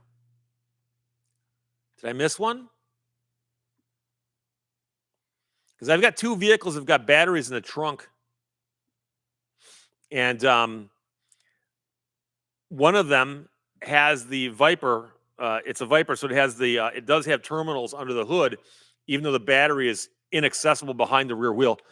And then the Cobra has a small battery. It's in the trunk. That its main battery, but it's very small. Weight. And so if you don't jump start that car, you actually have to pop the trunk and jump it that way.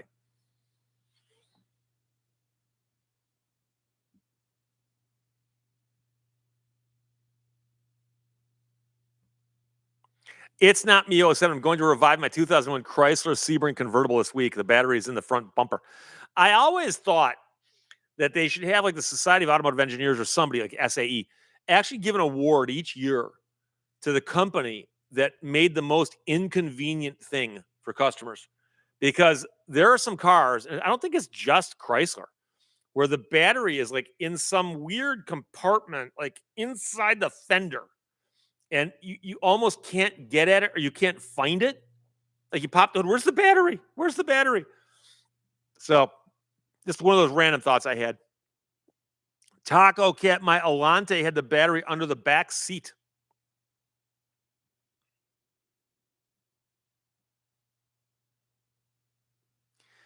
Damon S., any updates since your video? I figured out what really happened. No, but I'm convinced that that is what happened. What happened was a person called me from a bank because I had written a check to a friend of mine, and he was out of state, and he deposited the check into a branch that was not his home branch. So they go, some guy walks in here. He's got an account here, but he's bringing us an out-of-state check to deposit. Like, what's going on? So they called me as part of their know your customer thing. And I got a lot of comments from people in the banking industry. That's absolutely what happened. My friend himself is a banking attorney. That's what he did for decades. And he said that that's what he thinks happened also. And the only flaw with that is the fact that the woman on the phone couldn't convince me that she was from the bank. And that's bad training or bad management. I don't know. But I've spoken to people now since then who said that doesn't surprise me at all. That they have some department or some maybe they've outsourced, maybe they haven't. I've heard both, but whatever it is, the fact that the guy didn't recognize the number, he shouldn't have so confidently said, "No, that's not us." He should have said, "I don't know." So, L. Grant Nelson, my HHR had a battery buried in the trunk.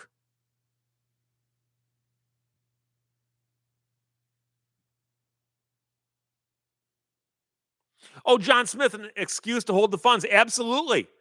The money cleared my bank instantly. And they held it at his end. And now it's true that they could have clawed the money back, but Codemeister Beats thinks that the engine nerds will climb a mountain of fair maidens to screw over one mechanic.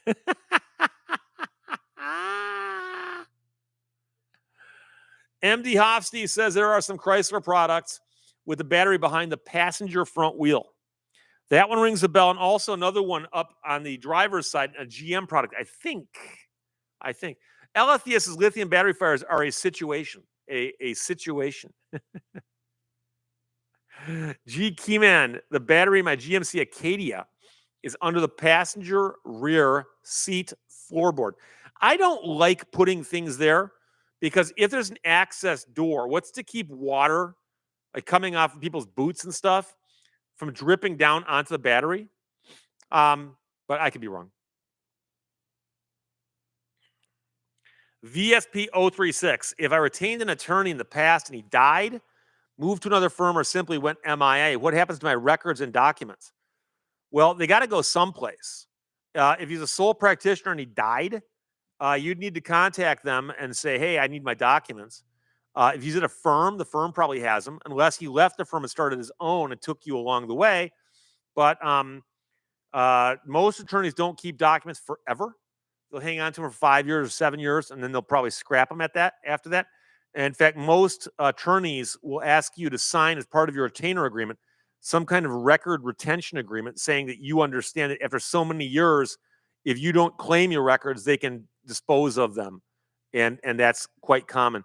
Don't forget, though, that all your court documents would still be on file, probably archived by the court. So they'd be out there. Sometimes the list of myself's got to run. Thanks for your time. Thank you for showing up, my friend. I appreciate that. Richard Terhune, Dodge Challenger 2023 has the battery in the trunk as God intended, my friend.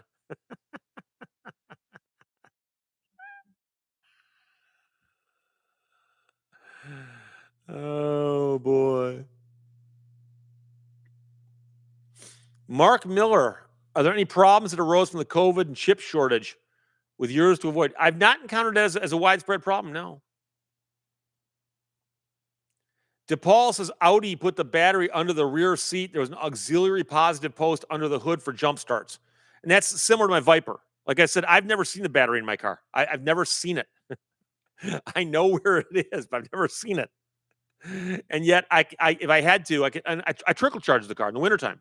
I trickle charge it underneath the hood because there's posts there for that. Bob Loblaw says Tesla's batteries are way too close to the gas tank. Believe in yourself. The battery for my 03 STS was under the back seat and huge. G Keyman says the Acadia's got a sealed lid to keep water and stuff from getting in there. Good. So I'll tell you right now, I've had cases at the beginning of my career where I had it was Renault, when Chrysler bought Renault, and when they built they sold these cars in America. Was it an Alliance? A Renault Alliance? I could be wrong about that. And they all had electrical problems. I could call up my friend at Chrysler and go, hey, I got another one. He goes, just send me the VIN. He wouldn't even ask to see the repair orders, and he would just buy them back because they were all bad. Oh, Old Paint 71. How's the new Jeep doing? It's doing great. Of course, he puts new in quotes because my new Jeep is the oldest vehicle I own. It's a 98. It's a 98. It's 1 year older than my Viper, and it runs like a Swiss watch. I love that thing. I took the door windows out of it this week because we got 80 degrees one day, and then it got cold again. But I'm getting ready to take the roof down and the sides off and all that and drive it around like a Jeep ought to be driven in the summertime. One of these days. Ember Miss 69, the nice thing about the ways of chance is if nothing new would happen, then Steve would run out of video material. For example, an AI bot in the legal profession. Israel gave us a new one last week. The same day that story broke, there was a judge someplace who actually called some attorneys in and chastised them because the attorneys hadn't caught it and he hadn't caught it until one of his clerks spotted that there was some made up cases in one of their briefs, and the judge was writing an opinion in which he was about to incorporate that stuff. And that's a serious issue.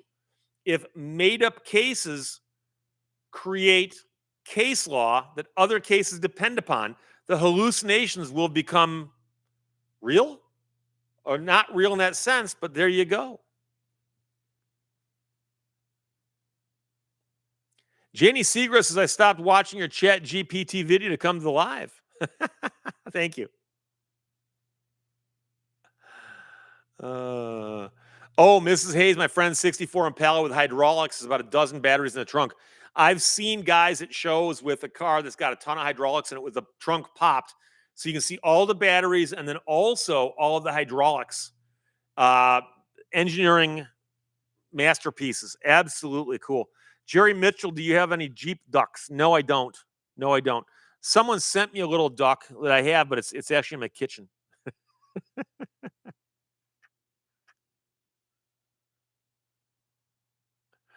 Airplane Mechanic has got a 47 Willis in full military numbers and everything. People mistake it for a real World War II Jeep. Very cool.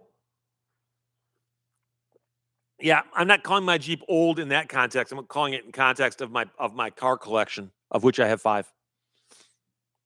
Old paint. It's funny how much different the Jeep feels to drive when you take the doors off. Oh yeah, I know. It's like driving a go-kart. So much fun. Old Paint 71. I'd love to get an old CJ2A or an M38 sometime. They just look like fun. I've seen some for sale, and I made the mistake of clicking on a few. Now I get them thrown at me all the time. But usually they want a lot of money for them, but they're so simple. They're so simple that, you can get them running and keep them running, So I pity the fool. Do you do any snowmobiling or four-wheeling? No snowmobiling. Never got into that. But I do have an ATV. It's a side-by-side.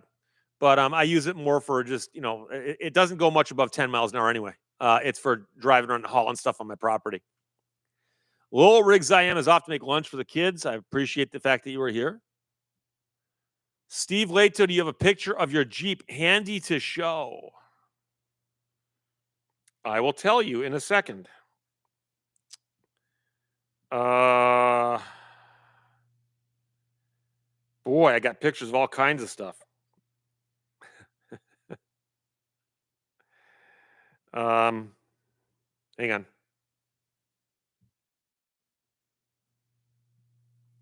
I was right there. Up, right, hang on. Right there. And this way. There we go. So it looks nice. It's got some sun damage to paint, but it's got a brand new top. And my friend JP went through it and took care of everything for us. It runs great. Adam Drake's checking in from the Licking County Computer Society.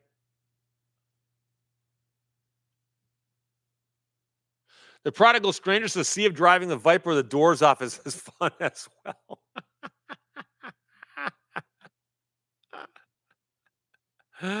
Oh my gosh.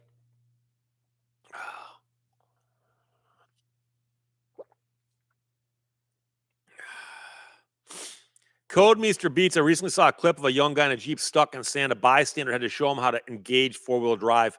Wouldn't have been so funny if he didn't have a dash full of the brim of duckies. I've seen people also didn't know they had locking or unlocking front hubs on a vehicle. So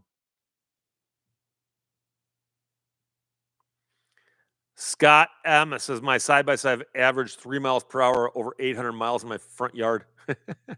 My side-by-side does not have an odometer on it, but it does have an hour meter, a Hobbs meter. I just crossed 300 hours, so I don't know what that translates to. Michael Gajdos checking in from Ireland. I appreciate that. Retired Butcher Boy. Wow, new Jeep. Well, I got the Jeep about a few months ago, March maybe. I told the story on here because my good friend JP, who's in South Carolina, told me he found a Jeep for sale. And he sent me pictures. I said, I want it. And he said, well, so do I. And I said, okay, but if you get it and want to sell it, I'll buy it from you. And he said, okay, I'll think about that.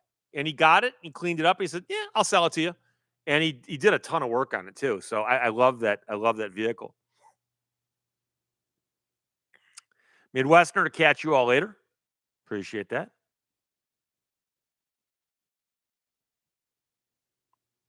Janie Seagrass says, I see so many four-wheel drive vehicles rolling around in Western Washington, and I know darn well that half of them Wouldn't know how to put that thing in four-wheel drive if they had to. Daniel Kester, any guesses to what the next Hertz rent-a-car story is going to be about? I don't know. Every single time I'm convinced there's nothing more they can do, and then they do something. Sean M, do you take it off-roading? I have not yet. I might. I'm not going to beat on it. I'm not going to drive it through deep mud or anything like that. But if I find a trail I can drive it down, I got no problem doing that. So, blah blah. The original Army Jeep even have a dashboard. Yes, it would have a dashboard. It'd have basic gauges on it. There'd probably be a speedometer, probably be a tachometer. If not, there'd be at least a speedometer and a gas gauge, probably temp and oil. And it probably has a bunch of plaques on it to explain what to do with respect to Army things. Although that might not be as common back then, but there'd often be, your stick shift, your transfer case, things like that. George, I love your videos relative to real estate. You do a great job. Well, thank you. Dan Boyd's kamikaze planes didn't have any instruments. Are you sure about that? Because remember, they still had to take off. You think they'd have to have a something for them to figure out the rotation speed, or are you joking? Airplane Mechanic says no tack. The original World War Jeeps only had a speedometer and a fuel gauge. Okay, and those are the two you most need. I'd like to see an oil pressure and maybe a tack, but Retired Butcher Boy, 5 cars. Now, it's been a long time since you showed us around your garage. Well, I've only got 3 in that garage. I've got a 3-car garage that's separate from my house, and I've got the Viper and the Cobra and the Jeep in there right now. Good Citizens is late to the party. Thanks. Like, comment, share, subscribe. I appreciate that because the party's ending really quickly, right?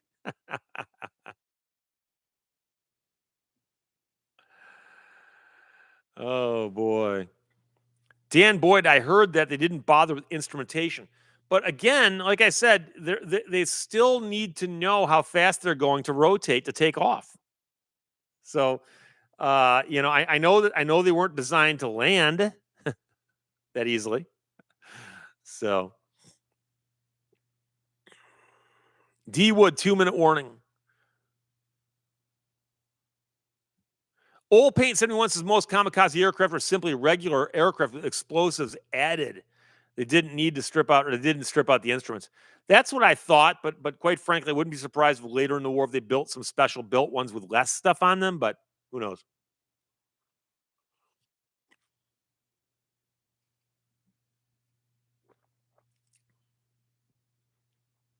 Tom Riddle says tomorrow's a holiday in Canada. What's the holiday? I'm not familiar with it. KJ, good morning from Oahu, Hawaii. Aloha. Victor Swenson, have a great balance of the day and fine upcoming week. Alethea, of course, says the party never stops, and it's true. The right attitude, it doesn't have to. Jason Brindamauer, thumbs up. Jerry Mitchell's got to take some medications. Okay, do what you got to do, my friend. I appreciate that. And I think I'll check out now because it is, in fact, 3 o'clock. I've been here for 2 hours and 3 minutes. Thank you, everybody. I will talk to you guys later. Bye-bye.